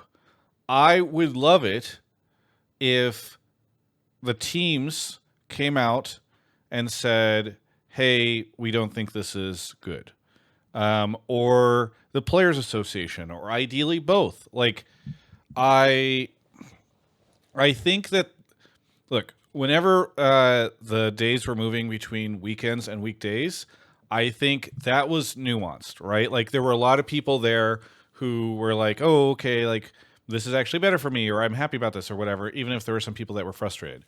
I think this has been so universally rejected by the community, and Riot has refused to explain, because they're going on vacation, which is, I think, fine. They just shouldn't have posted this right before the vacation, that there is an opportunity here for, like, the teams and even, like, the casters, and, like, I know it's risky or whatever, but, like, a lot of people could come out and push back on this, and, like, I'd really like that. To Travis's point, I think Azael, Raz tweeted a little bit and supposedly talked about it on stream. I didn't see the stream. I was busy last week, but, like, I think there has been a feeling from the community that it has been under discussed by a lot of people who traditionally do discuss things. And I don't think they're wrong in that. And to agree with Travis there, like, I haven't really seen, like, a long thought video from a player, or, like, on the team side, or, like, many of the owners. But I feel like I see, like, 2 years ago when some changes were made to, like, playoff seeding, like, lots of coaches were just, like, all over that, and there was, like, huge discussion threads about, like, should first seed get to pick their opponents or not, like, I saw more discussion about that, I feel like, than this time change. Maybe I missed it, but, like, I do, to Travis's point, agree that for the fans, if you're following a lot of us, it doesn't seem like it's been talked about for how much of a gut punch it feels like for some. I'll go on record for myself, because I could be accused of under discussing it too, even though I feel like I've been as forward on this as I can be. I think when it comes to the choice of days, my impression from what I've seen is that it wasn't a choice I had. Certainly wasn't a choice I was given personally. So Thursday, Friday is chosen. Got it. I think when it comes to the times, I come in skeptical, because PST literally cannot watch games 1 and 2 unless it's on a second screen or they're not in school or work on a Thursday, Friday. I'm given information that says that Riot has great optimism around how this can be really good. The information, it's like, it's not causal, but it's like, okay, I could see it. Then from that point on, I can kind of deride the information and say, well, it's not enough for me, or something like that. Obviously you can do that. For me personally, as how I deal with things like this, like, Monty and I were always yin and yang with these things. Like, Monty is the ultimate, this seems wrong to me, I'm gonna shout it at the top of my lungs person. And I was always, okay, I'm gonna go directly to the people who I know are sound and smart decision makers at Riot and send them my feedback and be clear about where I stand on this. Because I think that's hopefully the way I can create the most change. So I've had a couple of pretty heated conversations internally about my take on things. I've heard the other side, but at this point, contributing to the community's kind of discourse, which is already mine made up, I don't have any points to counter what the community feels, and I think Riot has done a very poor job of communicating. So at the end, even though I'm now, an owner figure, my franchise league is going to be pooped on for 2 weeks, and literally I cannot change anything about it because Riot's on holiday. So it's a very yucky scenario to be in. Yeah, I think that's fair. I do think that there's a world here where, like, if the players and if the teams were vocal about this for intermittently over the next 2 weeks, then you end up in a situation where everything's on fucking fire the day that Riot gets back, and there's a lot of incentive, and like, because there's almost, like, strategically speaking, there's an opportunity here to capitalize on the poor job they handled with the communication. They did not take up the room. They just sort of dropped a note and then left. And there's an opportunity for everybody else in the space to really fill that room with so much commotion that by the time they get back, there's incredible pressure for them to adjust this. And I think people just generally are not, from my conversations with people, I think people are not, there's not enough momentum or movement for everybody to kind of come out and do that. One thing we haven't talked about, which we should talk about really quickly here at the end, is we talked so much about we didn't like the schedule. I don't think any of us have talked about when we think would be a better time, if any of us feel that way. The funny thing is, at the end of all this, I will just say, I think it should just be 2 hours later, and I think they should invert the team schedule stuff. Like, if you told me that you started the thing at 2, and you started with the less engaging matches, which meant that the LCS starts at 5 on the East Coast, and that by 5 o'clock on the West Coast, you've got the 2 final really great matches, and viewership has built to that point in time. I would pick 2 or 3, but I feel like from a negotiation standpoint, it's easier to say 2. But just 2 hours different makes a huge change. Mm-hmm. I think the other thing too is I actually still think you should start with a banger. Everything that all of us know about Twitch metrics is, like, getting people in the door is huge because people AFK, people do other things, viewers linger. It's much more important to get your viewers in quickly than it is to, like, stack towards the end. So I would still say you would want to start a game at the beginning, because otherwise, like, if you put 2 stinker games in a row at the beginning, let's say, and you try and backload your schedule, then you just get like 50, 60K views for those or something. I don't know what the views are going to be, but, like, you're going to be at much lower than if you put a really good game first and then put in two poopy ones and then put the next 2 good ones at the end, if that's where you think your core viewership wants to watch. You obviously want your best games at your core viewership, but I also do think there's a very important part of starting a broadcast. If it's cup, because you're not getting a host from LEC now, right? Or whatever, or, like, there's no lingering fans just shifting over. Like, you have to build your audience up and you want them to be excited to tune in. And they're not going to do that if it's, like, I don't know, IMT games at the start of every day. Your point, Travis. Like, that was what I assumed would happen, because I like the way LEC broadcast is built with the match of the week, the main event, the boxing undercard, the wrestling undercard, picking up to a main event, right? That's how I feel like broadcast should be. But my understanding is the data suggests that won't work, so that's why it isn't like that. I just the thing you run into there is it's Friday Night League again, where there isn't people watching at 10 p.m. EST. Yeah, that's basically what the data says. Now that sucks to hear. Like, I want it to be like that, but that for sure that was something they considered and aren't doing. So maybe there's the argument that the people that are there are North American. You have a higher percentage of North American viewers do it anyway. Like, I get that as a concept, but that is clearly not what they're doing, even if I wish it was. Yeah. All right. Well, hey, thank you so much, Tuft, for the call. We've gone way over tonight. So we got to wrap up. But thank you so much. Anything you want to shout out here at the end? I guess shout out NAMN, obviously, saving North American League of Legends one thirsty Busio tweet at a time. shout out the Counter-Strike team that I run socials for at GG Detonate. We just won our ESL Challenger relegation, so we're back in the league, baby. And shout out Travis because it is, I'm sure, not easy to be such a huge central pillar of the community and be one of the only really loud voices that is out here championing like the day-to-day fan experience. As someone who, as Papa was talking about earlier, is now part of the audience that the LCS does not see as valuable or as sort of worth discarding in favor of some other viewership group demographic.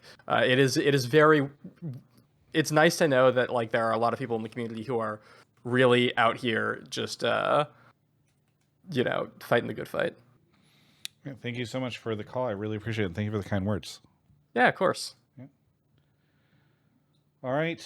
This concludes our final episode of the year. I want to give a huge shout out to PapaSmithy because it is rare, especially this time of year, that anyone reaches out and says, hey, I'd be down to be on the show if you're interested. And it's very, very nice to have you on for this episode because I think not only were we able to talk about FlyQuest and get excited about the team and the decisions that led to that, but also I think just having your perspective on and being able to talk a lot about everything from the team side to your time as a caster and all that stuff, and I think it's really nice. It's not just me and Mark going back and forth whining about stuff. So I really do appreciate you coming on. So thank you. Yeah, it's a pleasure to be here, and I understand that there will be people that listen to the start of the show and they're still wanting more, more anger or more being more upset, and it's one of those things where I know what I know, and that gives me pause. I know that there's stuff I don't know that other people should be bigger experts on, and I have to be glass half full on that. Otherwise, we're just kind of wading into an inevitable defeat. So I'm hoping that the data is sound and that there are viewers out there that we can grow to, because we're about growing NA viewership, and if we don't do that, then the generational fan that is being displaced, sadly, being knocked down for new construction, it'll be a moot point either way, right?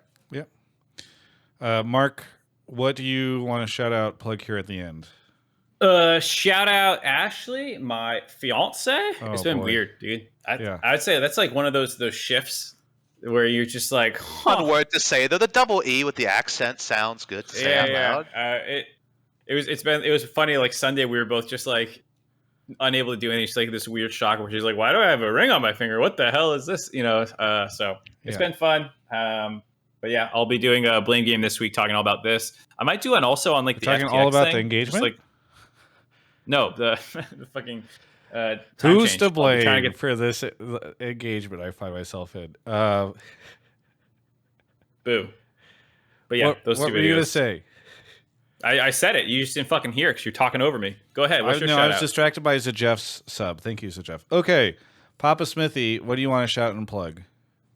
Shout out to the fans. Always appreciate the kind words after leaving 100 Thieves. For the people who are interested in the FlyQuest journey but hesitant or have another team they're fans of, hoping we can win you over with solid content and investment into elevating our players as stars. I'm very confident on the competitive results, but a lot of the PapaSmithy impact is going to be around how we position ourselves in org. As Travis is saying, what titles we get into, what influences we bring on, what other initiatives we do, how much we stay close to the vision of FlyQuest that Trisha left us. There's a lot of these things, these really heady things to get my head around, and I'm appreciating that. It's stressful, but looking forward to being judged by the things I get involved in. So if you follow the FlyQuest Twitter or YouTube, hopefully going to be fun stuff to watch there as the year goes on. And for me, I just want to thank everybody who supported TGI in 2022. We did some really cool things. Shout out to Riot. Next year, I will have a really typical work schedule. I'm going to be working, and I'm going to have my Friday nights and my evenings free. So that's the one. Saturday's the group day off for LCS too. That's exactly. fun. Travis, did you see the jokes that people are making about how Hotline League should go to the middle of the day to celebrate as as solidarity? Yeah, I haven't seen enough data to convince me that would be a good decision for. Well, the viewership's higher actually earlier in the day than it is right now. True. Yeah, Anyway, that's it, everybody. 2023, big stuff for all of us. I assume I'm gonna be a best man. It hasn't been officially said to me, but Whoa. Well, I can tell you that's not happening right I'm now. See you, buddy. I'm excited for my new role next year. Dynamic's gonna get awkward now. If this is true. It's been Hotline League, everybody. We'll see you all in 2023.